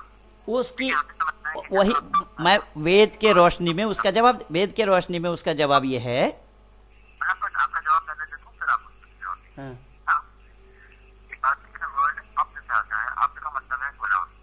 जैसे गुलाम अपने मालिक की बात, अपनी आज्ञा अपने मालिक की आज्ञा के आगे सरेंडर करता है, इबादत का मतलब है अपनी मर्जी को अपने मालिक की मर्जी के आगे सरेंडर कर देना। कुरान ने दिया है कि सूरज और चांद भी अल्लाह की आज्ञा के मुताबिक ही चल रहे हैं, और अगर हम देखें कि परफेक्ट ऑर्बिट में परफेक्ट हिसाब से चल रहे हैं, वो उसके मालिक की आज्ञा के हिसाब से चल रहे हैं, वो उनकी इबादत है। उसी तरह वो बच्चे की इबादत यही है कि उसको वहाँ पर एक इबादत करनी होगी जिसके अंदर उसकी पूरी जिंदगी उसकी मालिक की मर्जी के हिसाब से चलती है। तो वही यहाँ मैं आपको थोड़ा सा रोकना चाहूंगा कि मर्जी का क्या तात्पर्य लेते हैं आप? मैं आपके सवाल का जवाब दे रहा हूँ, आप जरा सिर्फ गौर करें। हाँ। अगली बार ये सवाल आपको फिर से ना उठाना पड़े। सवाल इसका जवाब यही है कि ये सारी की सारी चीजें, कि इबादत का कंसेप्ट सिर्फ वो नहीं है, नमाज नहीं है जैसे कई लोग सोचते हैं। जी जी। इबादत का कंसेप्ट है अपनी मर्जी और आज्ञा को अपनी मालिक की मर्जी और आज्ञा के आगे सरेंडर कर देना। तो हम जब सांस ले रहे हैं तो ये हमारी, ये सांस भी हमारी सरेंडर हो रही है, सांस हम ले रहे हैं और उसकी आज्ञा के मुताबिक कर रहे हैं। अब सवाल ये है कि टेस्ट तो ये फिर तो ये तो कुरान का आयत ही अपने आप कट जाएगा, जो अल्लाह ने जिक्र फरमाया, वमा खलक़तुल जिन्ना वल इंसा इल्ला लियअबुदून, जो इल्ला लियअबुदून शब्द को आप कहाँ घटाएंगे? मैं वही तो बता रहा हूँ। जी। सर बच्चा जो तमाम चीजें कर रहा है, उसका जिस्म जो कर रहा है, वो ऊपर वाले की मालिक की आज्ञा के हिसाब से कर रहा है। हाँ तो इसी में हम यहाँ पर हमें थोड़ा रुकना पड़ेगा। ऊपर वाले की आज्ञा है। हेलो जी, सुन रहा हूँ। तमाम चीजें इबादत हो जाती हैं? है, तमाम चीजें इबादत है। हाँ। सूरज चलता है तो सूरज के पास तो बच्चे, ऐसा ही मामला है ना सूरज का। सूरज का सूरज भी क्या कर रहा है, अल्लाह की इबादत कर रहा है, जब वो अल्लाह के हुक्म के मुताबिक कर्म कर रहा है। बस यही चीज इस्लाम नहीं जानता है। एक इंसान को छोड़ करके इबादत के लायक कोई नहीं है। सूरज इबादत क्या करेगा? सूरज जड़ है या चेतन है? वही तो बता रहा हूँ आपको। हाँ। सूरज जो है ना, अल्लाह कहता है ला तस्जुदू लिशम्सी वला लिलकमरी वस्जुदू वो तो अल्लाह को, वो तो आप जाएंगे तो अल्लाह को तो इल्म नाम की कोई चीज़ नहीं है। मैं कुरान से ही सारा हवाला आपको दे दूंगा, और मेरा इंटरनेट पे दिया हुआ है, 90 पेजेस हैं। ऐसा है, अल्लाह को पता है कुरान का सूरज तो कीचड़ वाला तालाब में डूबता है। कुरान का सूरज जो है वो कीचड़ वाला तालाब में डूबता है। देख लीजिए कुरान खोल करके। आप मुझे बताइए, सनराइज होता है, आप मानते हैं सनराइज? हाँ, सनराइज और सनसेट आपने देखा है कभी? सनराइज देखा है, सनसेट देखा है कभी? सूरज, वेद में सूरज न कभी डूबता है न कभी निकलता है, क्योंकि सूरज जिस समय हम निकलते हुए देख रहे हैं, अमेरिका वाला डूबता हुआ देख रहा है। जिस समय हम डूबता हुआ देख रहे हैं, अमेरिका वाला निकलता हुआ देख रहा है। निकला या डूबा सूरज? उसका जवाब है ना। हाँ, वो बताएं, देखा है नहीं देखा है? मैं वही बता रहा हूं कि सूरज के साथ निकलने का और डूबने का कोई सवाल ही नहीं पैदा होता। अपितु हम जो देख रहे हैं दिक निर्णय के लिए, जिधर से हम सूरज को आप सनराइज बोल रहे हैं, हम उसको पूरब कहते हैं, लेकिन सूरज हकीकत में ना तो डूबा और ना निकला। दरअसल बात यह है, आप जो कह रहे हैं कि सूरज भी अल्लाह की इबादत करता है। अब ये पता ही नहीं लग पाया इस्लाम वालों को कि एक इंसान को छोड़ करके अल्लाह की इबादत करने के कोई लायक है ही नहीं है। देखिए, आपको ये बात बता दूं आज के तौर पर जी। कि जैसे मिसाल के तौर पर इबादत का कंसेप्ट आप पहले वाज़ेह करिए, ब्रॉड करिए। हाँ। इबादत का कंसेप्ट सिर्फ नमाज या फासला नहीं, जैसे कि आपने कहा सेवा है ना। मैं आप कहता हूँ उसके भी और आगे बढ़ो। सूरज अपने कोर्स पर चलता है, वो अल्लाह की आज्ञा के मुताबिक चल रहा है, वो भी इबादत है। और कोई लायक है या नहीं लायक है, नहीं, फिर इबादत बोलेंगे तो उससे मैं सहमत नहीं हो पाऊंगा ना, वहां मुझे रोकना पड़ेगा। हट जाएंगे हम कि सूरज को आप क्यों कहते हैं कि लायक नहीं है? इसका कोई आप प्रूफ है आपके पास कि सूरज लायक नहीं पहले ये जानना पड़ेगा ना कि इबादत कौन करता है, इबादत के लायक उसने बनाया किसको, और इबादत करने के लिए आदेश किसको आया है, वो जानना पड़ेगा ना पहले। इबादत के लायक कौन है, इबादत करने के लिए क्या चाहिए हमें, क्या है, किसको इबादत है। आप तो इबादत करते हैं केवल जन्नत में जाने के, हदाई का अनाबम व कवाई बात राबम व कासन दिहा का लायसमऊन फीहा लगवम वला किज़्ज़ब। आप तो हूर और गिल्मा के लिए इबादत करते हैं, लेकिन इबादत उसको थोड़ी कहा जाएगा। ठीक है, आपको मैं सवाल का जवाब दे देता हूँ। पहले एक बात ये आप वाज़ेह रहे जी, मैं सनसेट का जवाब मैं देना चाहता था जी, आप जितना करें 1 मिनट खाली। हाँ जी, सनराइज और सनसेट साइंस बहुत खूबी से जानता है, बखूबी जानता है कि सनराइज नहीं होता है और सनसेट नहीं होता है, जमीन गोल गोल घूम रही है ना। साइंस तो बहुत बखूबी जानता है, आप बहुत ही यकीनी तौर पर जानता है। फिर भी सनराइज और सनसेट के टर्म जब आते हैं तो हम इनको अनसाइंटिफिक, हाँ वही तो मैं पहले बता चुका। वह हम तो अपना दिक निर्णय के लिए, पूरा पश्चिम उत्तर दक्षिण को जानने के लिए ही कर रहे हैं। आप ऐसा करिए कि आप एक मूवमेंट स्टार्ट करिए कि सनराइज और सनसेट वर्ड लोगों की डिक्शनरी में से निकालने की कोशिश करिए, फिर आप नहीं, डिक्शनरी में क्या निकालेंगे। डिक्शनरी में इस्लाम भी एक धर्म है, हिंदू भी एक धर्म है, ईसाई भी धर्म बता रहा है। ये सब डिक्शनरी में तो धर्म लिखा है, पर ये धर्म है क्या? धर्म मानव के द्वारा थोड़ा ही चलाया जाता है। धर्म के बारे में दुनिया को मालूम ही नहीं है धर्म होता क्या है। जब आप हिंदू को भी धर्म कहा जा रहा है, इस्लाम को भी धर्म कहा जा रहा है, ईसाइयत को भी धर्म कहा जा रहा है, बौद्धिज्म को भी धर्म कहा जा रहा है, जो कि ईज़म है। धर्म के बारे में दुनिया को कहाँ मालूम है? दुनिया की डिक्शनरी जानती नहीं है कि धर्म होता क्या है।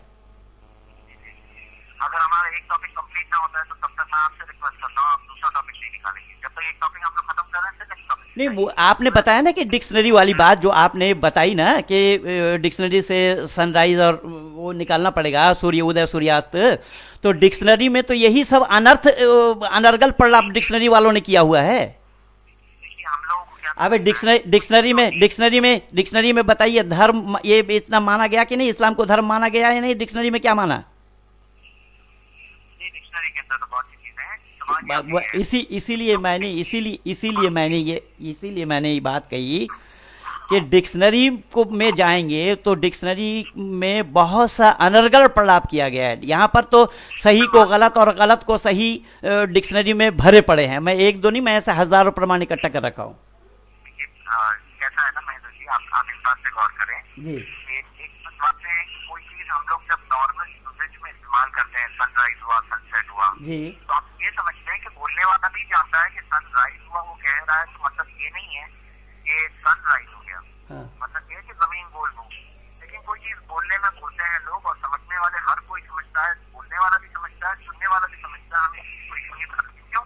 क्योंकि ये चीज एक नॉर्मल यूजेज में चलती है। तो जब कुरान में आया कि उन्होंने देखा कि सनसेट हो रहा था फला जगह पर, पानी के अंदर सनसेट, हाँ, जुल्करनैन ने देखा कीचड़ वाला तालाब में डूब रहा है। देखिए एक बात आपको समझना है जी। कि बात वाज़ेह है, और जब कुरान ने खुद कहा सन के बारे में कई बातें, हाँ। तो बात वाज़ेह है और ये बात ह्यूमन नॉलेज में सबको पता है। नहीं, वाजे तो तब हो जो देखिए ऐसा है, जो काबिल कबूल है उसको तो हम मानेंगे ना। जो काबिल कबूल नहीं है उसको मानना क्या इंसानियत की परे की बात नहीं है। आप तो कुरान को ईश्वरीय ज्ञान सिद्ध नहीं कर पाएंगे। मैं आपको पूरी तरह से साबित कर सकता हूँ इंशाअल्लाह, लेकिन आपको अगर मानना नहीं है तो मैं नहीं मनवा पाऊंगा। नहीं, मानने के लिए न मानने के लिए न मानने वाला तो फिर हटी कहलाएगा। अगर सच को सच नहीं, ये मैं इस बात से एग्री कर रहा हूँ कि जो सच को न माने वो इंसान के दायरे में आएगा नहीं, क्योंकि इंसान के लिए ही सच है। और सच को जानना, उस पे अमल करना, उस सच पे अपने जीवन में उतार लेना, सच को धारण करना, ये इंसानियत है। क्योंकि उस सच को तलाशने का काम का सौभाग्य केवल इंसान को ही प्राप्त हुआ है। इसको हम और आप इंसान कहलाने के कारण ही हम और आप एक दूसरे से वार्तालाप, जानने की चर्चा कर रहे हैं, अपने नॉलेज को बढ़ाने के लिए कुछ जानकारी दे रहे हैं, कुछ जानकारी ले रहे हैं। ये तो हम ही सौभाग्यशाली हैं जो हमें यह प्राप्त हुआ है। बाकी जितने भी हैं वो तो सब भोग योनि में है, उनको थोड़े पे। इसीलिए सच्चाई को जानना, सच्चाई को स्वीकार कर लेना, ये इंसान का काम है। हाँ, मैं इससे आपसे बिल्कुल 100% नहीं बल्कि 101% सहमत हूं कि सच्चाई को जान करके भी सच्चाई को कोई इनकार करे तो वह इंसान के दायरे में आ ही नहीं सकता। सही बात जी। देखिए अब यहाँ पे ये सनराइज सनसेट की तो बात हो गई जी। वाज़ेह है कि कोई चीज हम लोग जी वो चीज सिर्फ विजुअल हिसाब से यूज किया जाता है। जैसे स्टार ट्विंकलिंग स्टार, अब स्टार ट्विंकलिंग नहीं हो रहा है, लेकिन यहाँ पे लगता है कि ट्विंकलिंग हो रहा है। तो वो चीज जो लगती है उस हिसाब से हम लोग इस्तेमाल करते हैं, लेकिन उसका ये मतलब नहीं कि वो एक्चुअल में ट्विंकल हो रहा है या एक्चुअल में सनराइज हो रहा है। ऐसे दसों मिसालें हैं, आपको हम लोग दसों मिसालें निकाल के देखते हैं, लेकिन वो बात नहीं, आप समझे बात को। अब आइए आगे बढ़ते हैं अगले सवाल से। जी जी जी जी जी अभी सवाल यहाँ क्या है, अगला सवाल ये है हमारे सामने जी कि ऊपर वाले के बारे में जो आपने कहा, हाँ हाँ, हाँ कि वो अर्श पर है, हाँ हाँ? जी तो मैं आपके सामने वाजे तौर पर रख रहा हूँ, हाँ कुरान में दिया हुआ है वो फौका इबादी, वो बंदों के ऊपर है, या अमीन तुम मन से समा, तो महफूज समझते हो आसमान वाले में। हेलो जी सुन रहा हूँ। जी, क्या आपने आपको आसमान वाले के महफूज समझते हो? हाँ? आसमान के बारे में फिर वो दूसरा सवाल आ जाएगा, जो उस आसमान को 1 2 3 4 5 6 7 बताया है। आसमान आसमान का आसमान का डेफिनेशन क्या है? खत्म करेंगे। हाँ जी आप नहीं शुरू करेंगे, आपने रोल ब्रेक किया ना अभी, वाजे तौर पर ब्रेक किया ना आपने, आपको 2 मिनट रुक के पूछना है। नहीं, मैं कह रहा हूं कि आसमान जो आपने बोला ना कि आसमान से ऊपर वाला आसमान है क्या, जिसको ऊपर और नीचे हम मान रहे हैं, आसमान का क्या अर्थ है? अच्छा, तो मैं आपके सामने, देखिए आपने एक से दूसरा सवाल पूछना है ना, आप थोड़ा सा सब्र रखें, थोड़ी देर रुकें, एक सवाल का जवाब खत्म हो, एक सांस ले लें, फिर दूसरा सवाल पूछिए, ऐसा नहीं चलेगा, फिर हम लोगों का कोई मतलब ही नहीं होगा बात करने, है ना? हाँ कोई नहीं सवाल का ले रहा हूँ जी। अर्श के ऊपर है वो, हाँ, आसमान के ऊपर है, हम लोग कहते हैं, हाँ? बोलिए बोलिए। हेलो हेलो डिस्कनेक्ट हो गए थे, कनेक्ट हो गए अभी। हेलो हाँ जी जी, महेंद्र जी, जी हाँ बोलिए। आसमान के ऊपर है, हाँ हाँ, ये हम लोग मानते हैं। अब यहाँ सवाल ये है, नहीं, हमने नहीं माना। आप नहीं मानते, हम लोग मानते हैं जी। आप तो ये मानते हैं कि गटर में है, टॉयलेट में है, बिल्कुल सब जगह वो सर्वव्यापक है, उससे कोई जगह खाली नहीं। और आप भी मान रहे हैं इस बात को, पर कुरान का वो आयत आपको याद नहीं आ रहा है। कुरान भी माना है इस बात को, तभी तो जर्रे जर्रे में कहा जा रहा है वैसा सालका इबादी अन्नी फइन करीब उजीबु दावत अद्दा इज़ा दाअनि फलयस्ताजिबू ली वलयुमिनु बी लअल्लहुम यरशुदून। ठीक है। महेंद्र जी, मैं आपके सवाल का जवाब भी दे देता हूँ, हाँ। टॉपिक तो कहा गया, लेकिन जवाब दे देता हूँ। जी देखिए, आप जब कुरान की आयतें पढ़ रहे हैं ना, जी तो कुरान को समझने का उसूल भी बताया गया कुरान के अंदर। बिल्कुल, मैं खूब समझ करके ही बोल रहा हूँ, मैं नासमझ नहीं हूँ। कहीं आप यूँ समझ रहे हो कि मैं आगरा से छुट करके आया हूँ। हमारे बड़े हैं, सुनिए, आप हमारे बड़े हैं, मैं आपसे छोटा हूँ, लेकिन हो सकता है कि कोई सही बात मेरी भी जुबान से निकल नहीं, जाए। ये इल्म में देखिए, इल्म में छोटा बड़ा नहीं है इल्म के पास छोटा बड़ा नहीं है। बेशक उम्र में हम छोटा बड़ा अपने को सोचते समझते हैं, लेकिन इल्म में कोई छोटा बड़ा नहीं है। इसीलिए न त्रेन विद्यो भवती ये नशे पलितंग सिरहा युवाई स्तविरम विदु। हमारा शास्त्र कहता है कि बाल सफेद हो जाने पर वो वृद्ध नहीं है। जो विद्वान है, ज्ञान वृद्ध है। जो युवा भी हो और उसके पास ज्ञान हो तो वृद्ध उसी को ही माना जाता है। जी, यहाँ पे बात ये है जी कि जब कुरान आप पढ़ रहे हैं, जी कुरान समझने का उसूल ये है कि कुरान एक ऐसी किताब नहीं है जो जैसे मोहम्मद सल्लल्लाहु अलैहि वसल्लम पोस्टमैन जैसे लिखते के चले आता है, तो वैसे उन्होंने कुरान को लेके चले गए। हाँ कुरान के बारे में आता है सूरह नाल सूरह 16 आयत नंबर 44।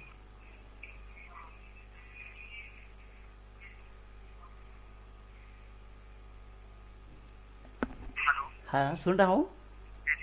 हाँ, इसमें आता है वंज़लना इलैका ज़िक्रा लिन्नास ईमान उज़िला इलैहि। हाँ आपसे भेजा ताकि आप इंसानों को क्या भेजा। हेलो जी हाँ सुन रहा हूँ। है मोहम्मद सल्लल्लाहु अलैहि वसल्लम, और मोहम्मद सल्लल्लाहु अलैहि वसल्लम ने अपने कंपेनियन सहाबा को एक्सप्लेन किया। तो जैसे मिसाल के तौर पे सूरह पाक की सूरह 50 आयत नंबर 16 जो अभी आपने पढ़ी, हाँ इसमें तुम्हारी शहर से ज्यादा करीब हूँ, हाँ इसके बारे में मोहम्मद सल्लल्लाहु अलैहि वसल्लम के कंपेनियन अब्दुल्लाह इब्न अब्बास रज़ियल्लाहु अन्हुमा ने समझाया, आज तुम आइनमा कुंतुम, इसका मतलब है वो जानता है तुम जहाँ कहीं हो, तो अपने ज्ञान से वो सब कुछ जानता है, तुम्हारी शहर से ज्यादा करीब है, लेकिन उसकी ज़ात के तो फिर दोनों परस्पर विरोधी बातें हो गई ना। परमात्मा के ज्ञान में देखिए, इसको बहुत समझना बहुत ज़रूरी है हम बनी नौ इंसान के लिए, कि परमात्मा के ज्ञान में विज्ञान विरुद्ध बातों की कोई गुंजाइश नहीं होनी चाहिए। परमात्मा के बातों में परस्पर विरुद्ध बातें नहीं होनी चाहिए। परमात्मा के ज्ञान में सृष्टि नियम के विरुद्ध कोई बातें नहीं होनी चाहिए। और ये सब कुरान में कहिए, बाइबल में कहिए, त्रिपिटक, जिंदावेस्ता, बीजक, गुरु ग्रंथ, ये जितने भी मजहबी ग्रंथ है, सबसे मैं प्रमाण आपको दे दूंगा कि ये विज्ञान विरुद्ध है, सृष्टि नियम के विरुद्ध है, मानवता विरुद्ध है।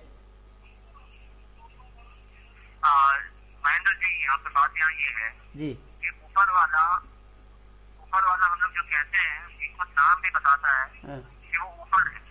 हम सब जो है एक्चुअली नीचे है। वो पूरी सृष्टि के ऊपर है, वो बनाने वाला है, उसका कोई बनाने वाला नहीं, उसकी ना शुरुआत है ना अंत है। और किस तरह से है वो पूछना कि हमारे लिए सही नहीं है, क्योंकि हम ये जानते हैं कि हमारे रेस्ट्रिक्शंस है, हमारे सेंसेस में हम देखना, सुनना, जानना, हमारी लिमिटेशंस होती है, तो वो लिमिटेशंस को जानना बेहतर है। ये बात है जी। पाँव को मैं रोकते हुए जमीन पर चलता हूँ, तो वो जमीन के अंदर परमात्मा को मैं नहीं रोकते हुए चल रहा हूँ, या गटर के अंदर नहीं है। कोई भी इंसान, आप रास्ते चलते इंसान से पूछे, उसको भी बात समझ में आ जाएगी जी। आप क्यों नहीं गौर कर रहे हैं इस बात पर जी? क्या आप पूछ रहे हैं उसको जो गटर के अंदर है? हाँ, तो इसमें मैं थोड़ा सा आपको यहाँ पर ये रोक करके इसको मैं थोड़ा सा क्लियर कर देना चाहता हूँ कि ऊपर शब्द जो है, ऊपर के माने हमारे सर के ऊपर नहीं, ऊपर के माने वो हमसे सुपर है, इसीलिए उस दृष्टि में ऊपर है। वो ज्ञान में परिपूर्ण है, मैं पहले ही बताया कि वो ज्ञान में परिपूर्ण होने के कारण ही ऊपर है। ऊपर के माने वो नहीं कि अब आसमान 1 2 3 4 5 6 7 है तो उस 7वां आसमान पर ही है, ये नहीं जो कुरान कह रहा है इस बात को। वलक़द ख़लक़ना समावाति वल अर्ज़ फ़ी सित्तति अय्यामिन सुम्मा इस्तवा अलल अर्शि युदब्बिरुल अम्र युफ़स्सिलुल आयात। और केवल वो नहीं, मैं पहले भी आपको बताया कि वयहमिलु अर्शा रब्बिका फ़ौक़हुम यौमइज़िन समानिया भी बोला वहां। ये दोनों कुरान के आयत ही दोनों परस्पर विरोधी हैं।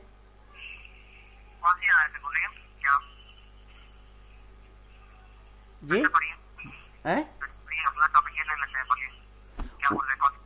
वलक़द ख़लक़नस समावाति वल अर्ज़ फ़ी सित्तति अय्यामिन सुम्मा इस्तवा अलल अर्शि युदब्बिरुल अम्र युफ़स्सिलुल आयात।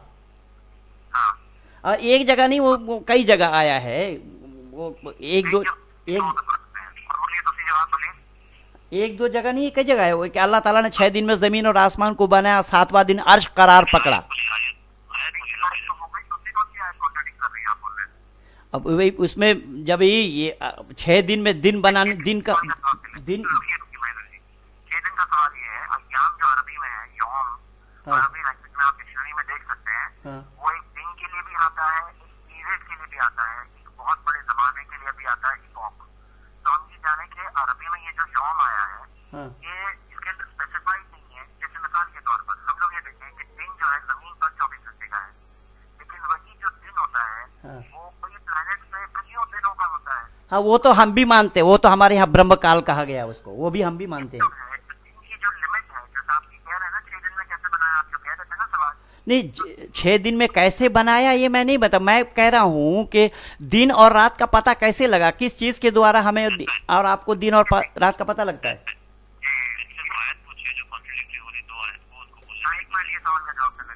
जी, यहाँ क्या मामला है कि यौम जो है ना अरबिक में पीरियड के लिए भी आता है, उसमें सूरज के बगैर भी पीरियड हो सकता है। जमाना पीरियड है ना, वो सूरज के बगैर भी हो सकता है। फिर अल्लाह ने ये भी तो कहा, अल्लाह ताला केवल कहता कुन कुन कुन फयाकुन, कुन माने हो जा, फयाकुन बस हो गया। जब वहां पर जब मक्का के काफिरों ने हजरत मामा साहब से पूछा कि हजरत ईसा अलैहिस्सलातु वस्सलाम को बिना बाप का कैसा पैदा किया, तो तब वो अल्लाह की तरफ मुखातिब हुए तो अल्लाह ने फौरन कह दिया ना, इन्ना मसला ईसा इंदल्लाहि का मसले आदम खलकहु मिन तुराबिन सुम्मा क़ाल लहु कुन फयकुन। अरे ईसा को क्या देख रहा हो, आदम को देखो। जब आदम को मैं बिना बाप और बिना माँ का बना दिया हूँ, मैं तो केवल कुन कहता हूँ, हो जा, फयकुन पस हो जाता है। तो अल्लाह को कुन कहने में 6 दिन लग गए क्या? क्वेश्चन ये है कि हो जा तो किसने कहा कि अभी कभी हो जा?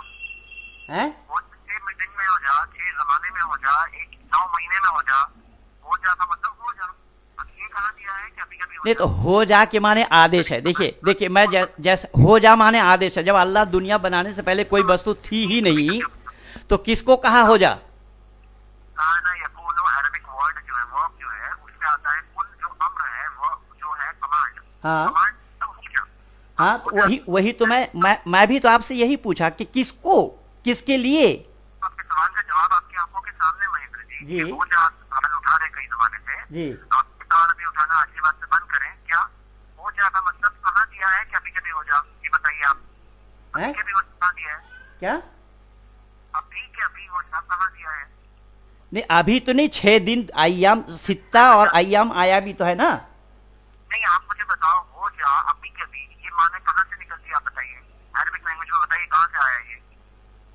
कुन के माने क्या है? हाँ, देखिए सिर्फ पैरेट की तरह कुछ आयतें याद कर लेने से मकसद नहीं होता है। अरबिक में वर्ड कुन है ना, वर्ब काना या कुनो से आता है, जिसका मतलब है हो जा। अब हो चुके 6 साल में हो जा, 600 साल में हो तो जा, 6 वो में हो जा, जैसे ईसा अलैहि सलाम का हुआ। कुछ काल में हो सक वो उसमें मैं सहमत हूँ कि कुछ काल में हो जाए, 6 दिन में हो, चाहे 8 दिन में, 6 महीने में हो। मैं कह रहा हूँ जब कुन के माने आदेश ही तो होगा ना, माने आदेश ही तो होगा। जो जो जो हुक्म है। मेरे प्रश्न को जरा सुन लीजिए कि जब यहाँ हो जा तो किसी को कहा जाएगा ना कि भाई इस गिलास को वहां रख दे, इस कपड़े को वहां रख, इस कापी को ले आ। तो कोई हमारे सामने में होगा तभी तो हम आदेश देंगे। तो अल्लाह जब दुनिया बनाने से पहले कोई वस्तु थी ही नहीं, तो किसके लिए कहा अल्लाह ने? देखिए, ये आप सोचते हैं कि आपको बनाने के लिए वस्तु चाहिए, ऊपर वाले को बनाने के लिए वस्तु चाहिए, ये कहाँ से आया? नहीं नहीं, हम क्यों सोचते हैं? आप बताइए, हैं? निर्भर है या नहीं है? जवाब दीजिए। क्या? और निर्भर है वो या नहीं है, या वस्तु पे निर्भर है वो? नहीं, वस्तु पे वो क्यों निर्भर होगा? मैं कह रहा हूं कि जब वो हुक्म जो करेगा ना, यही तो समझने का ही है। इसी चीज को हमें समझना चाहिए कि जब वो किसी पर निर्भर नहीं है, वो किसी का कहना बस कीजिए कि आप अनिर्भर मालिक को मानते हैं। क्या कर सकते हैं? आप अनिर्भर मालिक को मानते हैं? नहीं, हम तो शुरू से अब तक यही बताते आए हैं कि वो किसी का मोहताज नहीं है। निर्भर है, हैं? अनिर्भर है, मालिक के निर्भर है। नहीं, मालिक के पास किसी का निर्भर होने का तो कोई सवाल ही पैदा नहीं होता। निर्भर है ना? हाँ बिल्कुल, वो तो नहीं बना सकता है। पर बनाने के जहां तक सवाल आएगा ना, बनाने के लिए उपकरण तो चाहिए ना। उपकरण आपको चाहिए क्योंकि आप निर्भर है, ऊपर वाला अनिर्भर है, उसको नहीं चाहिए। या तो आप कहना बंद कीजिए कि ऊपर वाला अनिर्भर है, और ये कहिए कि निर्भर है, तो हम वो बात करेंगे। नहीं, इसीलिए मैं पहले ही बता चुका हूं, जो तीनों के बगैर कोई चीज बनना संभव क्यों और कैसे है। क्या निर्भर है? यहाँ अजली है कि अबदी है? अरे भाई, आप ये निर्भर और अनिर्भर लफ्ज चल रहा है ना, तो दूसरा लफ्ज क्यों लाते हैं? अभी बताइए, निर्भर है क्या अनिर्भर है? निर्भर के मतलब ये नहीं है कि जो मन में आएगा सो करेगा, उसकी मर्जी नहीं। इसमें हम इख्तिलाफ नहीं रखते हैं। खाने के लिए कुछ चाहिए, हमें कुछ बनाना है तो कुछ चाहिए, रॉ मटेरियल, उसके लिए भी ये फायदा है। ये कहाँ से आपको पता चला? भाई, तीनों के बगैर कोई चीज बनना क्यों और कैसे संभव होगा? अभी एक ऐसे मालिक को आपको चुनना है जो अनिर्भर है, या ऐसे मालिक को मानते हैं आप जो निर्भर है? बस आप ये सोचिए, आप खुद अपने आप को जवाब दीजिए, मुझे मत बताइए। मैं तो पहले कई बार बता चुका हूं कि परमात्मा के साथ निर्भर शब्द लगने का कोई सवाल ही पैदा नहीं होगा। लेकिन वो निर्भर है रॉ मटेरियल पे। तो निर्भर रॉ मटेरियल में नहीं, जैसा परमात्मा निर्भर नहीं है वैसे ही रॉ मटेरियल भी निर्भर नहीं है। रॉ मटेरियल मैं पहले ही बता चुका हूं कि अनादि होने के कारण ये परमात्मा ने बनाया नहीं। जब से परमात्मा है उस समय से ही रॉ मटेरियल है। मैं शुरू से ही अब तक यही बताता आया हूं, आप उसको ध्यान ही नहीं दिए। बगैर भी बना सकता था। नहीं, कोई चीज कैसे बना सकेगा? मटेरियल पहले से रखने की जरूरत पड़ी। तो उसको बनाने के लिए हाथ और पांव से, जैसे हम लोग बनाते हैं हाथ पांव आंख कान नाक से, ये अवयव शरीर से उसको बनाना नहीं पड़ता। लेकिन वो रॉ मटेरियल तो चाहिए उसको। हाँ बिल्कुल, बिल्कुल जैसे देखिए, जैसे कुम्हार जो है वो मिट्टी का सामान बनाता है, उसके पास मिट्टी, चाक और कुम्हार का तीनों का होना जरूरी है। अगर कुम्हार है, मिट्टी नहीं, चाक नहीं, तो सामान थोड़ी बना पाएगा वो। हाँ। अनिर्भर के लिए निर्भर की मिसाल दे रहे हैं आप? हैं? अनिर्भर के लिए निर्भर की मिसाल क्यों दे रहे हैं आप? नहीं, मैं तो ये कह रहा हूं कि वो जैसा अनिर्भर है, प्रकृति भी तो अनिर्भर है। प्रकृति उसके मोहताज है। तो दो भगवानों को मानते हैं आप, प्रकृति एक भगवान है आपकी और परमात्मा एक भगवान है। नहीं नहीं नहीं नहीं नहीं, इसको फिर समझने में फिर हो रही है। और कहिए कि दो को मानना है कि एक को मानना है, ये बात तो सोचिए। बिल्कुल बिल्कुल, परमात्मा एक है। ना द्वितीय न तृतीय चतुर्थ न पीयूचते न पंचम न षष्ठ सप्तम न पीयूचते न अष्टम न नवम दसम न पीयू। परमात्मा एक है, वो वहदहू ला शरीक है। लेकिन आपके पास आपने कहने के लिए ला शरीक कहा, लेकिन उसका शरीक आपने बना रखा है। वातिउल्लाह वातिउर रसूल कहा। बोले 50 सवाल आप पूछेंगे तो कैसे जवाब होगा? अगला सवाल बोलिए आप। अगला सवाल क्या है आपका? अगला सवाल बोलिए। ये सवाल का जवाब मैं दे चुका हूँ, अब आपको सिर्फ सोचना है बस इसके बारे में। अगला सवाल बोलिए। मैं तो ये बताया कि जब अल्लाह मोहताज के लिए आप बता रहे हैं, जो अल्लाह ने कहा किसी को, तो किसी को कहना तो अल्लाह ने किसको कहा? हो जा जो शब्द आया है और उसके होने के लिए 6 दिन लगे हैं। तो सवाल का जवाब आपको के सामने आ गया है ना, फिर से पूछना तो उससे हमारी अच्छी नहीं होती हमारे लिए। अभी के अभी हो जा कहाँ दिया है ये बता दीजिए मुझे बस। क्या अभी के अभी हो जा ये कहाँ दिया है ये आप बताइए मुझे। वो तो एक जगह नहीं, कई जगह कुरान में है। ये के अभी हो जा ये कहाँ दिया है? उनके अंदर अरबी वर्ड पूरी के अंदर अभी के अभी की माने नहीं है। हाँ, कभी भी ठीक है। अभी नहीं, कभी भी। सुनिए, अगर मैं कहूँ ये करो, हाँ, करो, हो सकता है 10 साल में करो, हाँ, अभी के अभी करो, बिल्कुल 10 साल में करो, 9 महीने में करो। सहमत, मैं बिल्कुल सहमत हूँ मैं। जज़ाकल्लाह खैर। अब ये सुनिए, हाँ, अब आपको मैं अगला सवाल ये पूछ रहा हूँ कि अगला सवाल आपको क्या पूछना है? ये हो जाता सवाल तो वाज़ेह है। हाँ। ये अभी अगला सवाल क्या पूछना है आपको? मैं कह अल्लाह मुजस्सिम है या ला मुजस्सिम है? देखिए, एक बात वाज़ेह है कि उसके बारे में कई बातें कुरान में दी हुई है कि उसके हाथ है। हाँ? और जो कई चीजें हैं, लेकिन ये पता है कि जैसे मैं आपको मखलूक की बात कर रहा हूँ, मखलूक यानी क्रिएशन।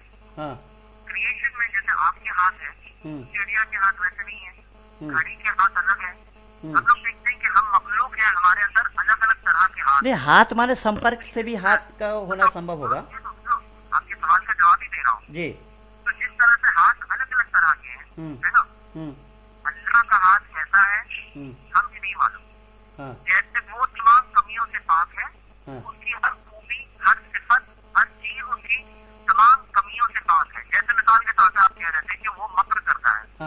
हाँ, वो चाल चलता है, लेकिन इंसानों की चाल चलने में कोई गलत माने भी हो सकती है। उसकी कोई भी सिफत में गलत चीज नहीं है। नहीं, वो तो अज़ाज़िल ने वो तो अल्लाह के सामने में दिखा भी दिया, बता भी दिया। अज़ाज़िल ने, जिसको आप शैतान कह रहे हैं, लाइन कह रहे हैं, मरदूद कह रहे हैं। इब्लीस की बात कर रहे हैं आप? जी जी।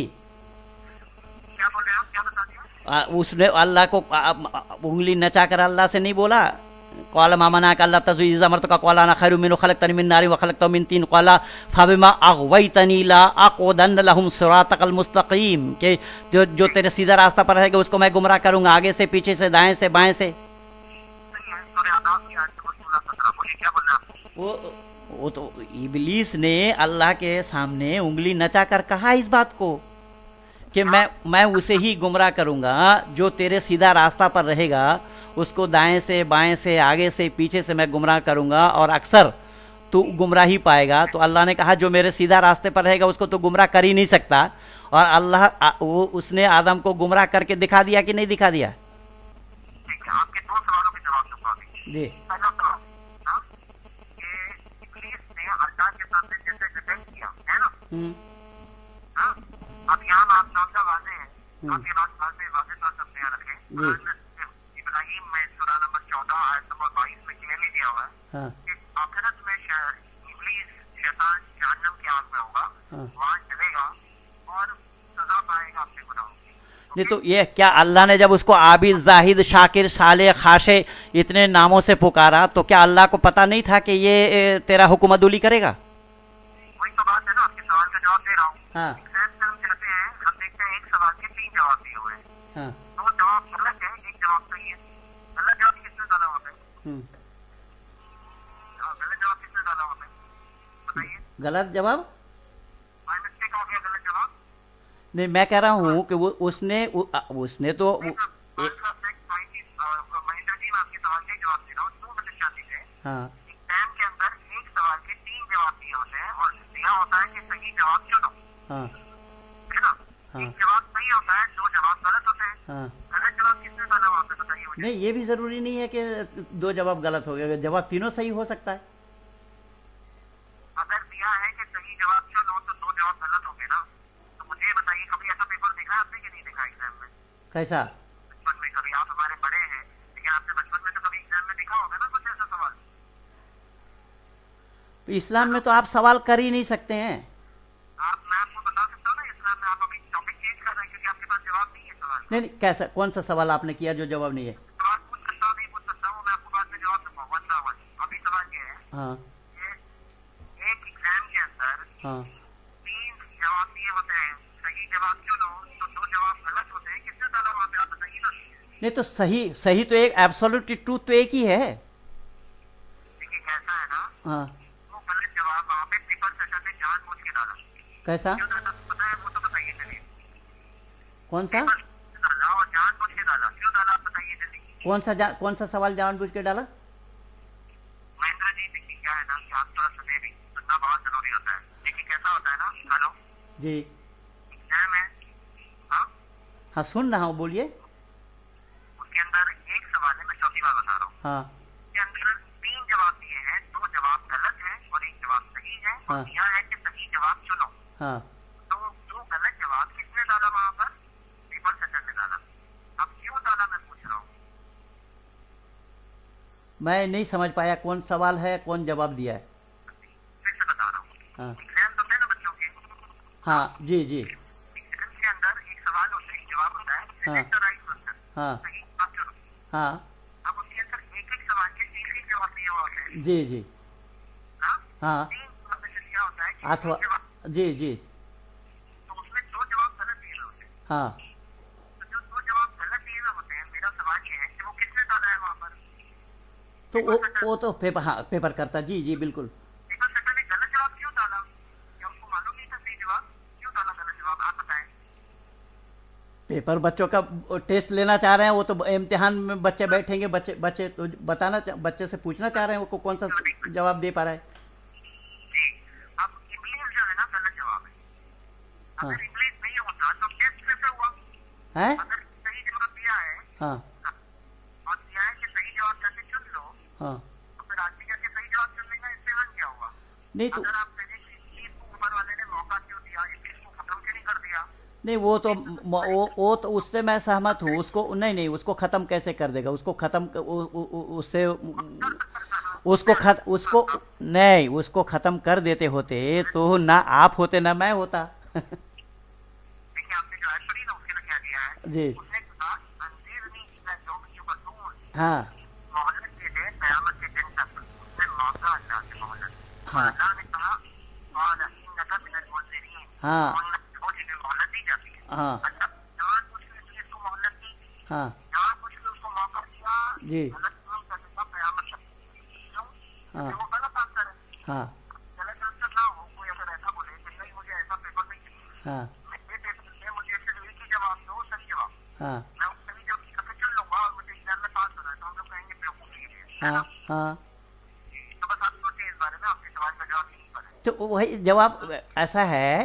आगे कैसे धोखा दिया और है ना? आप हेलो सवाल है, इस सवाल में आप थोड़ा सा गौर कर लेना, आपको सवाल के जवाब मैं खूब गौर किया हूँ, एक जगह नहीं, वैसे कई जगह है। मैं मैं आपको बता उसमें मैं वही सवाल आपसे पूछ रहा हूँ। क़ाल अंज़िरनी इला यौम युबअसून, क़ाल मा मनाअका, वहाँ अल्लाह तो खुद कह रहा है इस बात को। क़ाल मा मनाअका अल्ला तस्जुदा लिमा खलक़तनी बियदैया अस्तकबरत अम कुन्त मिनल आलमीन, कि तुझे क्यों कर इनकार हुआ? तुझे किसने मना किया इसको सीधा करने से, जिसको बनाया मैंने अपने दोनों हाथों से? इसका मतलब अल्लाह से बढ़ करके कोई शक्ति है जिसने। आपको अरबिक नहीं आती, आपके पहना ऐसे ही रटे हुए हैं, अरे आप ये इस तरह से गलत कंफ्यूजन में पड़ रहे हैं। नहीं, इसका क्या लफ्ज़ मानी क्या बोलिए?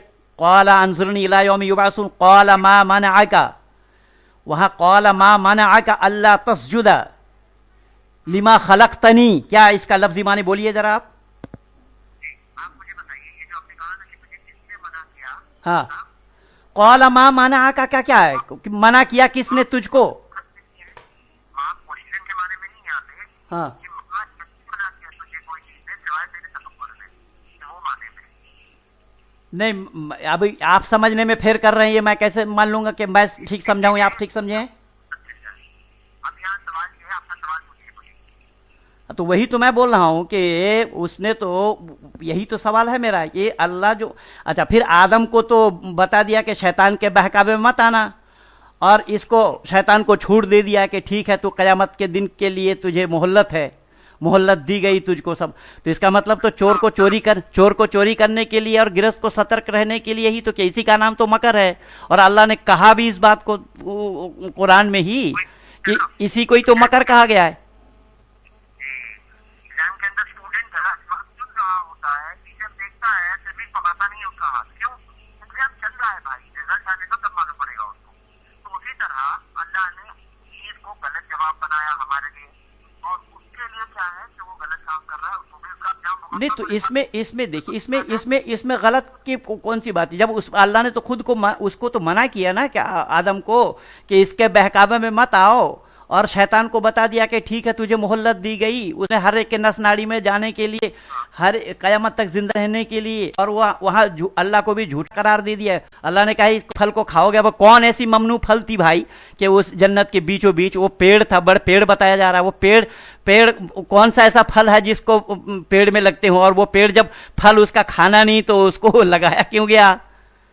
इसमें बहुत से सवाल है, लेकिन मैं वो उधर भी नहीं जा रहा हूं। मैं आपसे ये दो टुक यही कहना हूं कि जब आपको मैंने कहा था ना, हाँ अभी यहाँ सवाल ये है कि वो लगाया क्यों उस पेड़ को जब खाना नहीं था। हाँ, आपके सवाल का जवाब वही है कि टीचर ने वो गलत जवाब दिया क्यों जब उसको चुनना नहीं है, वो गलत जवाब नहीं खैर वो तो मैं फिर आपको बता रहा हूँ कि उधर मैं जाना नहीं, उसमें और बखेड़े में पड़ जाएंगे आप, उसमें मैं नहीं जा रहा हूँ। मैं इतना मैं केवल इतना मैं कह रहा हूं कि अल्लाह ने आदम को तो कह दिया ना कि ये तुम्हारा खुला दुश्मन है, इसके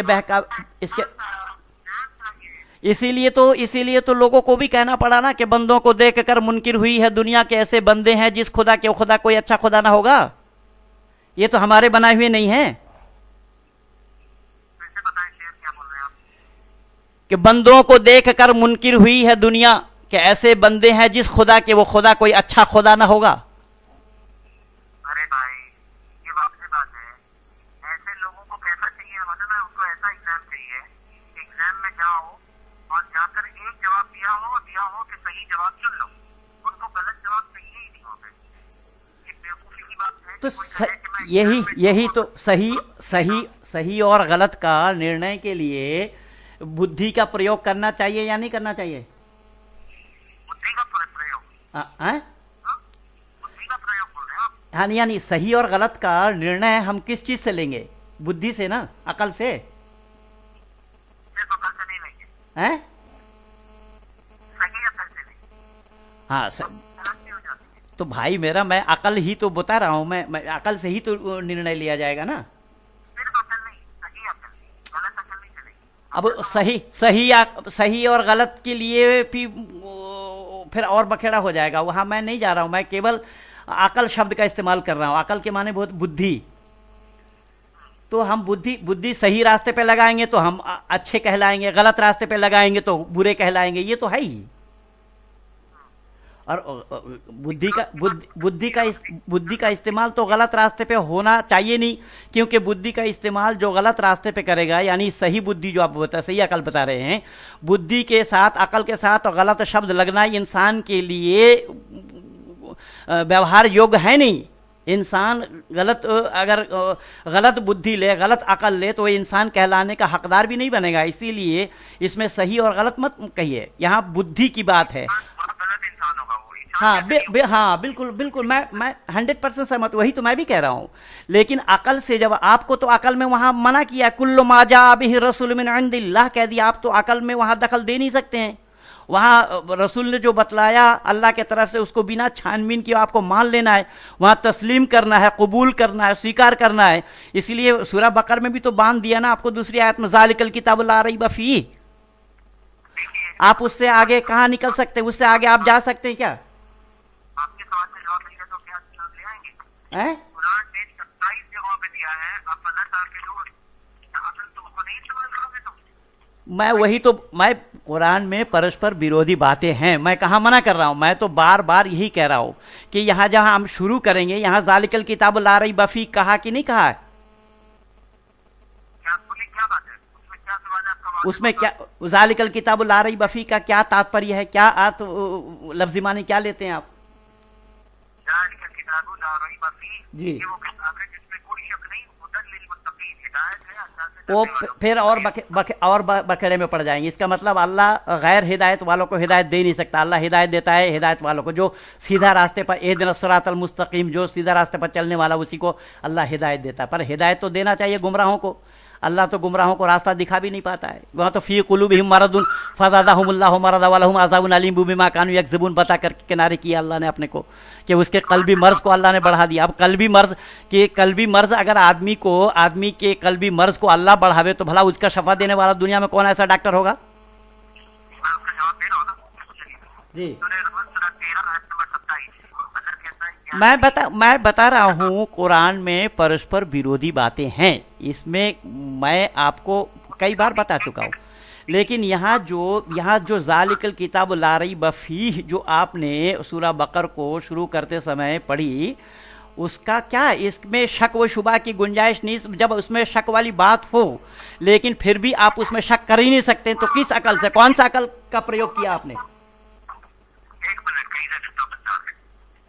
और देखिए, जी आपका सवाल अगर ये है, एक एक करके सुनिए, प्लीज शांति से सुने, मैं आपके सब सवाल। हेलो सेव कर लूँ? जी महेंद्र जी बोल रहे हैं? जी हाँ बोल रहा हूँ। जी महेंद्र जी बोल रहे हैं? जी हाँ बोल रहा हूँ। महेंद्र जी वो लोग डिस्कनेक्ट हो गया, एक मिनट रुकिए, आप मत करिए। कोई नहीं जी।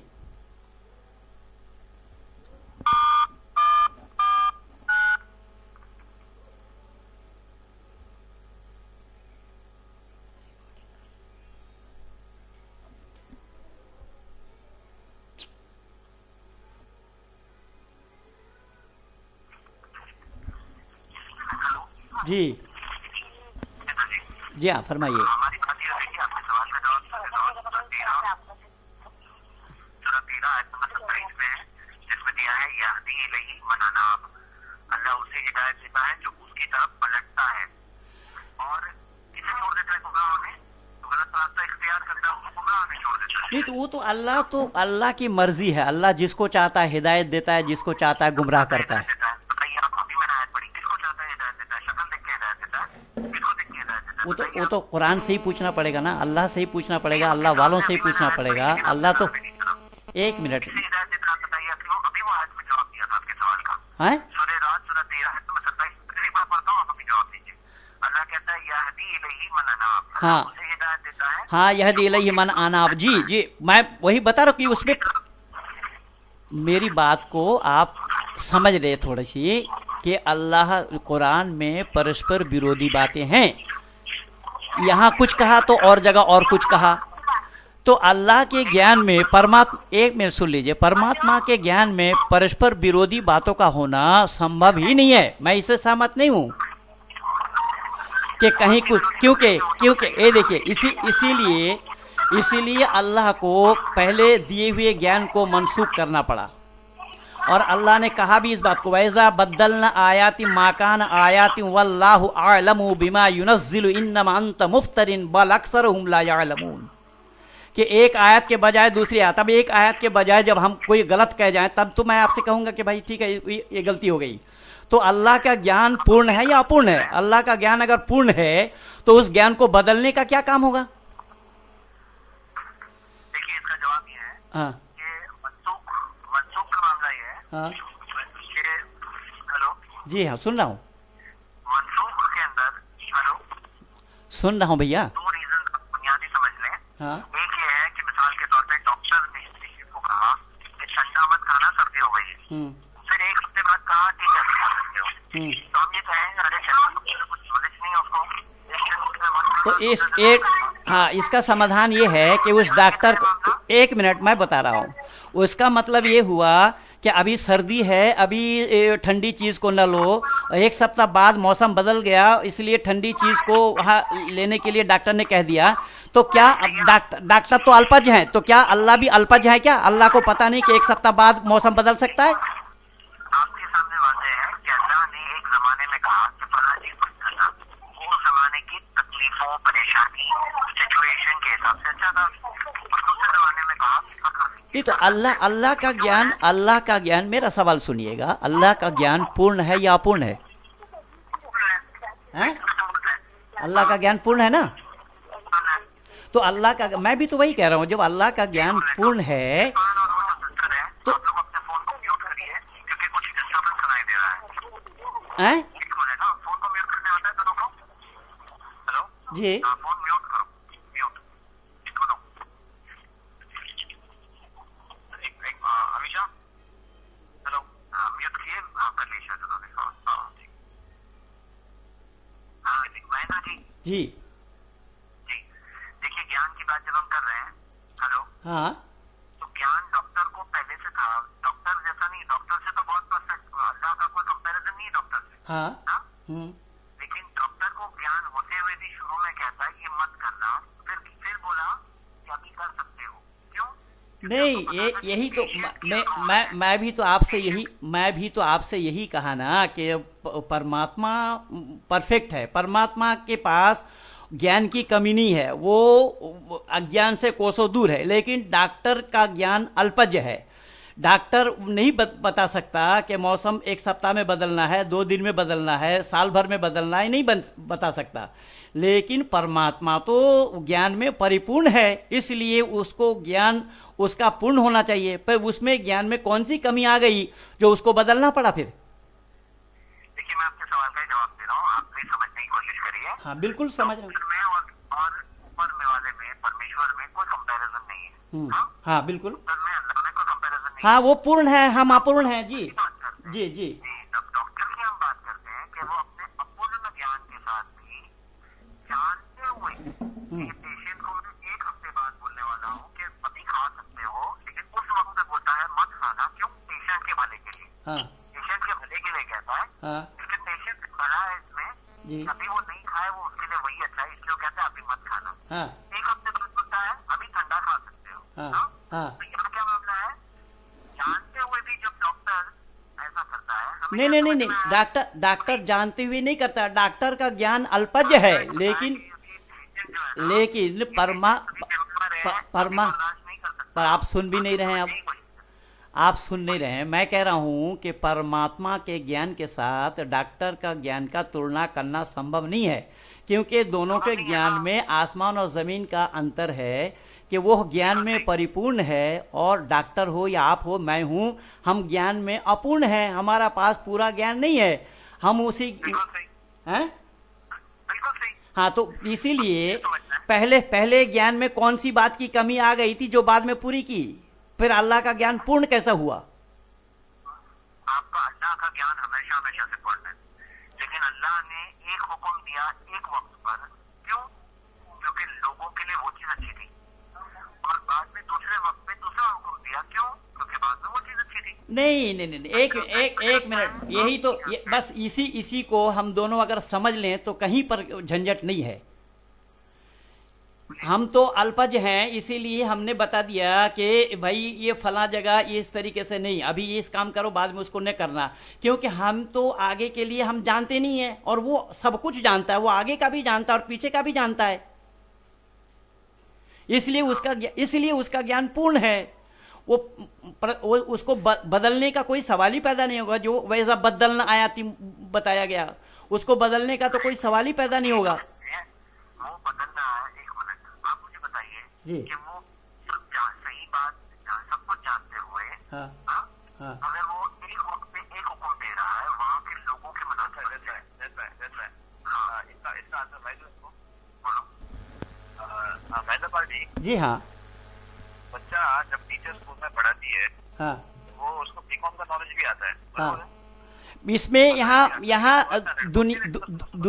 इसमें मानव के, देखिए मैं शुरू से बताता आ रहा हूँ कि मानव अल्पज है। सुनो मेरी बात, एक मुझे कंप्लीट करने के बाद में आपको जब टीचर होती तो 15वीं का नॉलेज भी आता है और एमबीए का भी नॉलेज आता है। पहले के बच्चे को वो फर्स्ट स्टैंडर्ड का चाहिए। पहले का बच्चा अगर 10वीं का सवाल लेके आएगा तो बोलेगी नहीं ये तेरे लायक अभी नहीं है, जब आएगा तब तेरे को बताऊंगी, जब तेरा टाइम आएगा तब मैं तेरे को बताऊंगी। तो जब ऊपर वाले ने जब वही नाजिल की उस वक्त के लोगों के लिए वो अच्छा था जो कुरान में अल्लाह ने लिखाया, और जब थोड़ी दिन बाद वो टाइम आया तब अल्लाह ने बोला अब ये मत करो अब ये करो।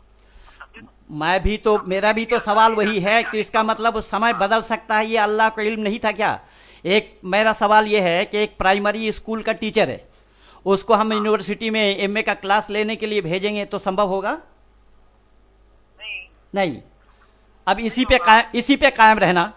जब एक प्राइमरी स्कूल का टीचर एमए का कक्षा लेने में समर्थ नहीं है, लेकिन ये अल्पज है, ये अल्पजता की, ये मानव का काम है, लेकिन जो परमात्मा है वो तो प्राइमरी को भी पढ़ा सकता है, एमए को भी पढ़ा सकता है। समझ रहे नहीं, आप बात को समझ रहे नहीं हो। मैं क्यों, आप समझने में फिर मैं ठीक समझाऊं, मैं जो बोल रहा हूं उसको आप समझने का प्रयास कीजिए ना। आप समझ नहीं रहे हैं, मुझे समझा रहे हैं, मैं बता रहा हूं जो उसको समझने का प्रयास तो करेंगे आप। मैं तो जी आपके सवाल को समझने की कोशिश कर रहे हैं जी। आपका कहना यह है कि एमए का टीचर आएगा ना, एमबीए लेवल का टीचर, उसको एबीसीडी वाले प्राइमरी के बच्चे को भी बोलना चाहिए कि तुम्हें ये फला चीज मैनेजमेंट प्रिंसिपल सिखाएंगे, तुम्हें ट्रिग्नोमेट्री सिखाएंगे हम लोग, उसको केजी के बच्चे को भी ट्रिग्नोमेट्री सिखाना चाहिए। आपका ये सवाल है ना? जी सही है कि नहीं? ये सवाल है तो ये कितना बेहुदा सवाल है। जब प्राइमरी के बच्चे को तुम ट्रिग्नोमेट्री सिखाओगे तो वो सीखेगा। अब यही मसला तो यही आकर के अटक रही है। बेहुदा सवाल ये है या आप जो बोल रहे हैं वही बेहुदा सवाल है? मैं अगर इसको पलट दूं तो इसीलिए मैं बार बार मैं यही खुशामद कर रहा हूं, बार बार मैं यही निवेदन कर रहा हूं। देखिए, गलत शब्द का इस्तेमाल ना करें, या आपके साइड में कोई और बोल रहा है जो ये बेहुदा सवाल है। ये बेहुदा सवाल है या हुदा सवाल है? जब इसके पास चाहिए भेजा इस सवाल को समझने के लिए। अब भेजा नाम की तो कोई चीज है नहीं, आपको जो पढ़ाया गया बस उसी के दायरे के अंदर में, उससे बाहर दुनिया है, इसको आप जानना नहीं चाहते। अब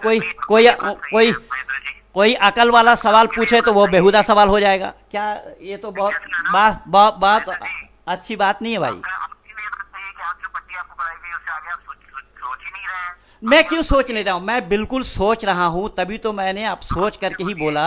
मैं ये कह रहा हूं कि एक सवाल में तय हो जाएगा बात। अभी आपके सामने ये बात है हाँ कि यहाँ पे अगर कोई मैथमेटिक्स का एक्सपर्ट टीचर है हाँ और केजी में आ रहा है तो उसको 1 2 3 4 पढ़ाना पड़ेगा। बिल्कुल आपका कहना है 1 2 3 4 नहीं पढ़ाना होगा, उसको ट्रिग्नोमेट्री। नहीं, मेरा कहना वो नहीं है। मेरा कहना ये है कि मेरा सवाल तो आपने सुना ही नहीं।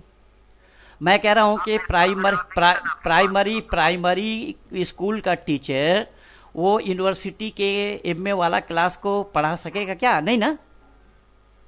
लेकिन परमात्मा के साथ तो ये परमात्मा के साथ तो ये बात फिट होना संभव ही नहीं है। तो परमात्मा तो परिपूर्ण है, वो प्राइमरी को भी पढ़ाएगा और एमए को भी पढ़ाएगा, तो इसलिए तो उसका ज्ञान पूर्ण है ना। मैं भी तो वही कह रहा हूं आपसे कि उसका ज्ञान तो पूर्ण है, उसको ज्ञान बदलना क्यों पड़ेगा? मैं आपके सामने यही बात कह रहा हूं जी कि जब परमात्मा केजी के बच्चे को पढ़ाएगा तो ट्रिग्नोमेट्री पढ़ाएगा कि 1 2 3 को पढ़ाएगा? मैं बता रहा हूं कि परमात्मा ज्ञान में परिपूर्ण है, वो सब कुछ पढ़ाएगा। वो कैसे उसको ज्ञान में तो कमी है नहीं। क्या पढ़ाएगा? केजी के बच्चे को क्या पढ़ाएगा? ट्रिग्नोमेट्री है? पढ़ाएगा कि क्या पढ़ाएगा? पहली बात तो यह है कि परमात्मा को पढ़ाने के लिए आना पड़ेगा नहीं।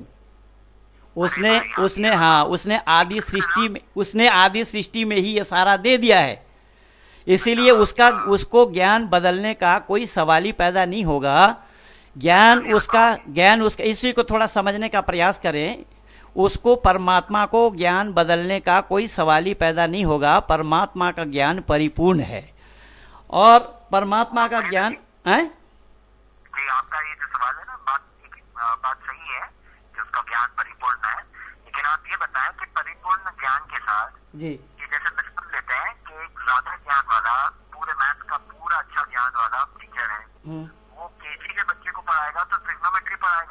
के लेवल के हिसाब से पढ़ाएगा।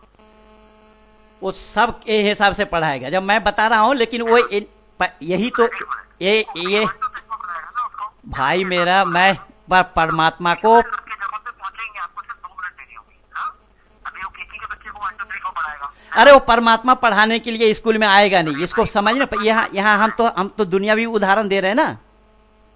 हम परमात्मा की बात नहीं कर रहे हैं, हम केजी के टीचर की बात कर रहे हैं। हम वो टीचर की बात कर रहे हैं क्योंकि यहाँ से आपको मैं वही बोल रहा हूँ। देखिए, इसको फिर समझने का प्रयास करें। मैं ये कह रहा हूँ कि परमात्मा, करेंगे। आप आइए बॉम्बे में हमारे सेंटर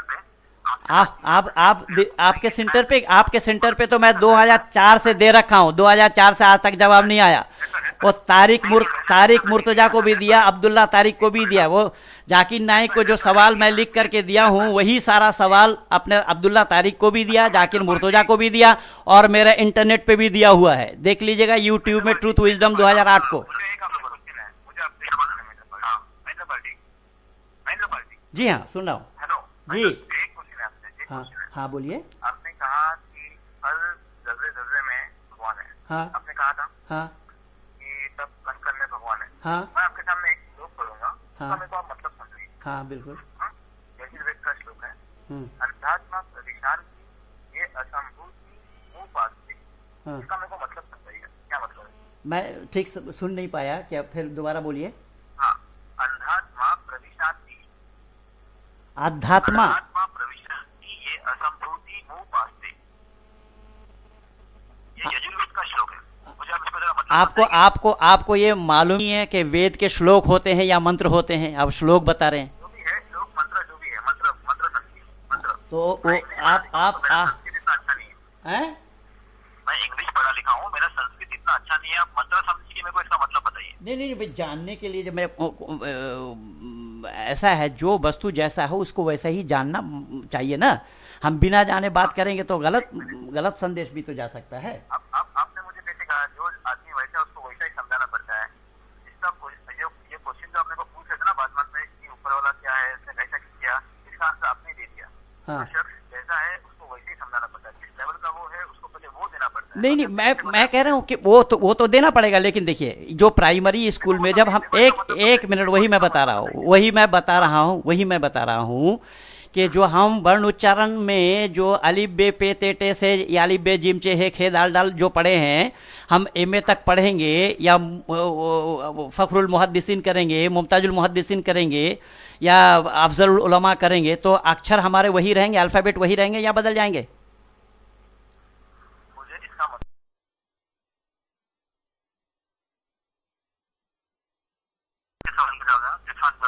डिस्कशन नहीं स्टार्ट होगा। हेलो, हाँ देखिए महेंद्र पाल जी, अल्फाबेट वही रहेंगे। वो अल्फाबेट वही रहेंगे। बेसिक लेवल पे पढ़ाएंगे तो अल्फाबेट पढ़ाएंगे, उससे ऊपर लेवल पे जाएंगे तो उससे ऊपर का पढ़ाना पड़ेगा। मैं भी तो वही तो अल्फाबेट वही ज्ञान पहले से ही पूर्ण होकर के आया कि उसको बदलना पड़ा? महेंद्र जी, उसको कोई बदलने नहीं पड़ा। आप एक बात वाज़ेह रखिए। नहीं बदलना कैसे? नहीं, जो बदलना कैसे नहीं पड़ा, जब आप एक खुद मान रहे हैं इस बात को कि तौरात, ज़बूर और इंजील तीनों को बदलना पड़ा या नहीं पड़ा? अब कुरान ही गवाह है इसका। सूरह बकर को अल्लाह ने यहीं से शुरू किया, उनज़िल इलैका वमा उनज़िल मिन क़ब्लिक व बिल आखिरति हुम युक़िनून। उसके ऊपर आपको यकीन करना भी पड़ेगा, ईमान उसके ऊपर भी लाना पड़ेगा जो बदला गया है। अब तभी वहां पर वैसा बदलना आयाति मा काना आयाति वल्लाहु अअलमु बिमा युनज़्ज़िलु इन्नमा अंत मुफ्तरिन शब्द आया है। तो बदलने के लिए तो वो खुद अल्लाह ने ही बताया है कि बदलने के लिए।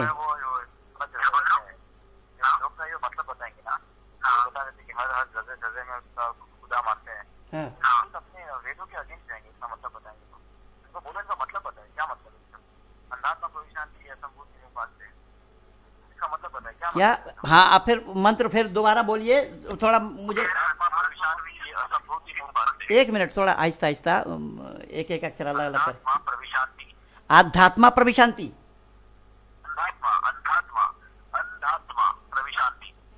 अंधात्मा कोई शब्द वेद में है ही नहीं है। अरे बाप रे, अंधात्मा वर्ड नहीं है वेदों में। अंधात्मा जो आप बोल रहे हैं ना, अंधात्मा, अंधात्मा कोई शब्द ही नहीं है वेद के अंदर में। अंधात्मा। अच्छा, ऐसा है, आप उसका रेफरेंस कहाँ का दिया? यजुर्वेद के कौन सा अध्याय का कौन सा मंत्र है? यजुर्वेद चैप्टर नंबर 40 है। अ, चैप्टर नंबर आगे से 40 है। Verse number 8 and 9। Chapter number 40, verse number कौन सा रहता है? 8 एंड 9। 8 एंड 9। यानी 40वां अध्याय का 99 मंत्र। नहीं, 8वां और 9वां मंत्र। अच्छा, 40वां अध्याय का 8वां और 9वां मंत्र। हाँ। हाँ, तो आप होल्ड कीजिए, मैं अभी सुना देता हूँ आपको। एप्रोप्रिएट उच्चारण क्या है? हाँ, मैं थोड़ा होल्ड कीजिए, मैं अभी सुना देता हूँ जी। आप खुदा की तर्जुमा कर लेते, आपको वेदों का तर्जुमा नहीं मालूम। मैं आप कहीं गलत ना हो जाए, ये मैं आपको क्यों गलत संदेशा दूं? मैं वही बोल रहा हूं कि मैं उसको क्या है जो आप अध्यात्म शब्द बोला ना, उसमें अध्यात्म शब्द है नहीं। हैं? अल्धात्मा। हाँ, मैं वही तो मैं बोल रहा हूं कि आपको गलत संदेशा ना जाए, इसीलिए मैं कह रहा हूं।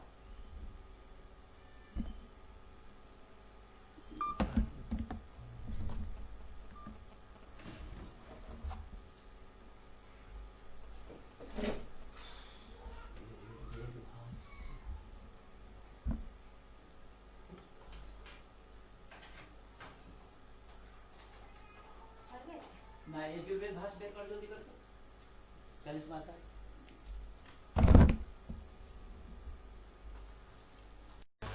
क्या यजुर्वेद के 40वां अध्याय का मंत्र संख्या 7 और 8 बताया आपने? हाँ, या सातवां मंत्र में। हाँ, 8 और 9 का। 8 और 9। हाँ, ये 8वां मंत्र है सपर्यागा शुक्र। आपने क्या बोला? हाँ, ये वो 40वां अध्याय के मंत्र ही नहीं है, आपने किसी कहीं से उठा लिया होगा।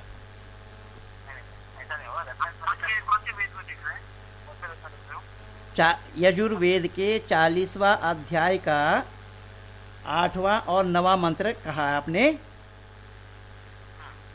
हाँ, 9वां मंत्र में है। हाँ, अंधन तमः प्रविशन्ति ये समुति मुपासते ततो भूयस्स इव ते तमो यद समृद्ध्यत रतः। है, ये 9वां मंत्र है, 8वां नहीं है भाई साहब। आप अध्यात्म बने, यहाँ अंधन तमः शब्द आया। अंधन तमः, जो लोग परमेश्वर को छोड़कर, जो ये अंधे लोगों के लिए बोला, जो लोग परमेश्वर को छोड़कर अनादि अनुतम तत्व रज और तमस गुण प्रकृति जड़ वस्तु को उपास्य भाव से जानते हैं, वह आवरण करने वाले अंधकार को अच्छे प्रकार प्राप्त होते और जो महत्तात्मात्मी स्वरूप से परिणाम को प्राप्त हुए सृष्टि में स्मरण करते हैं, वे वितर्क के साथ उससे आर्थिक जैसे वैसे अभिष्टान अंधकार को प्राप्त होते हैं। जो मनुष्य समस्त जड़ जगत के अनादि नित्य कारण का उपासना भाव से स्वीकार करते हैं, वह अविद्या को प्राप्त होकर क्लेश को प्राप्त होते हैं, और जो उस कारण से उत्पन्न स्थूल सूक्ष्म कार्य कारण स्वरूप अनित्य संयोजन कार्य जगत को इष्ट उपास्य मानते हैं, वह गाढ़ अविद्या को पाकर अधिकतर क्लेश को प्राप्त होते हैं। इसलिए सच्चिदानंद स्वरूप परमात्मा की ही सब सदा उपासना करें। इसमें क्या आपका सवाल क्या है? इसमें क्या लिखा है कि जो ईश्वर की पूजा करेगा, हैं? ईश्वर की उपासना करेगा, हाँ, जो शब्द ईश्वर की। हाँ, ईश्वर की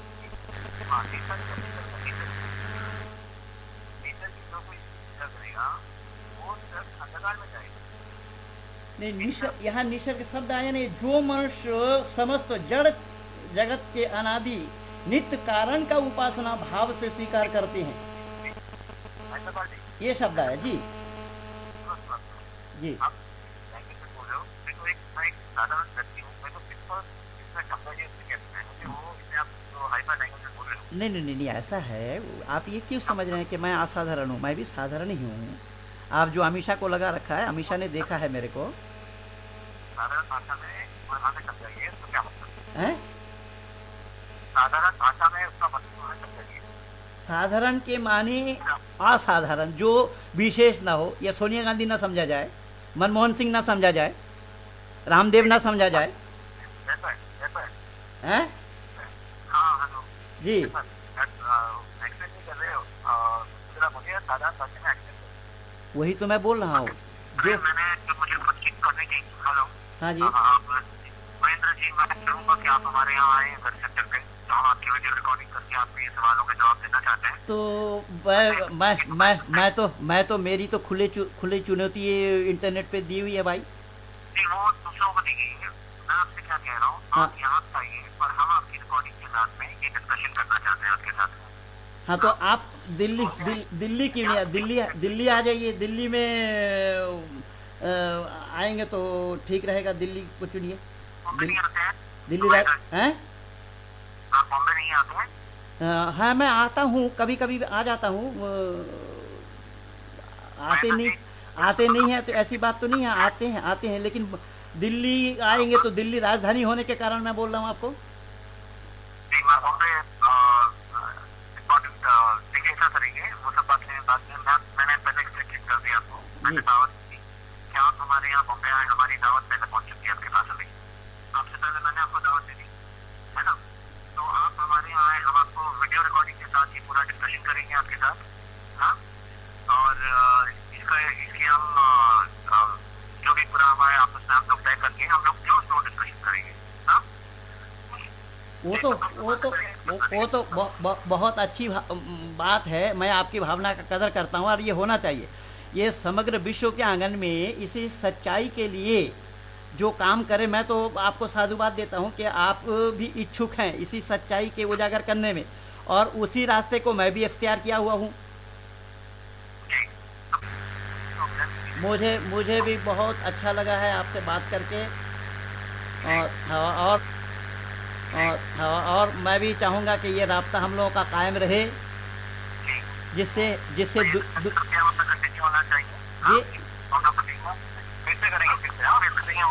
हाँ, मैं भी यही चाहूँगा कि जिससे दुनिया वालों को सच्चाई का पता लगे।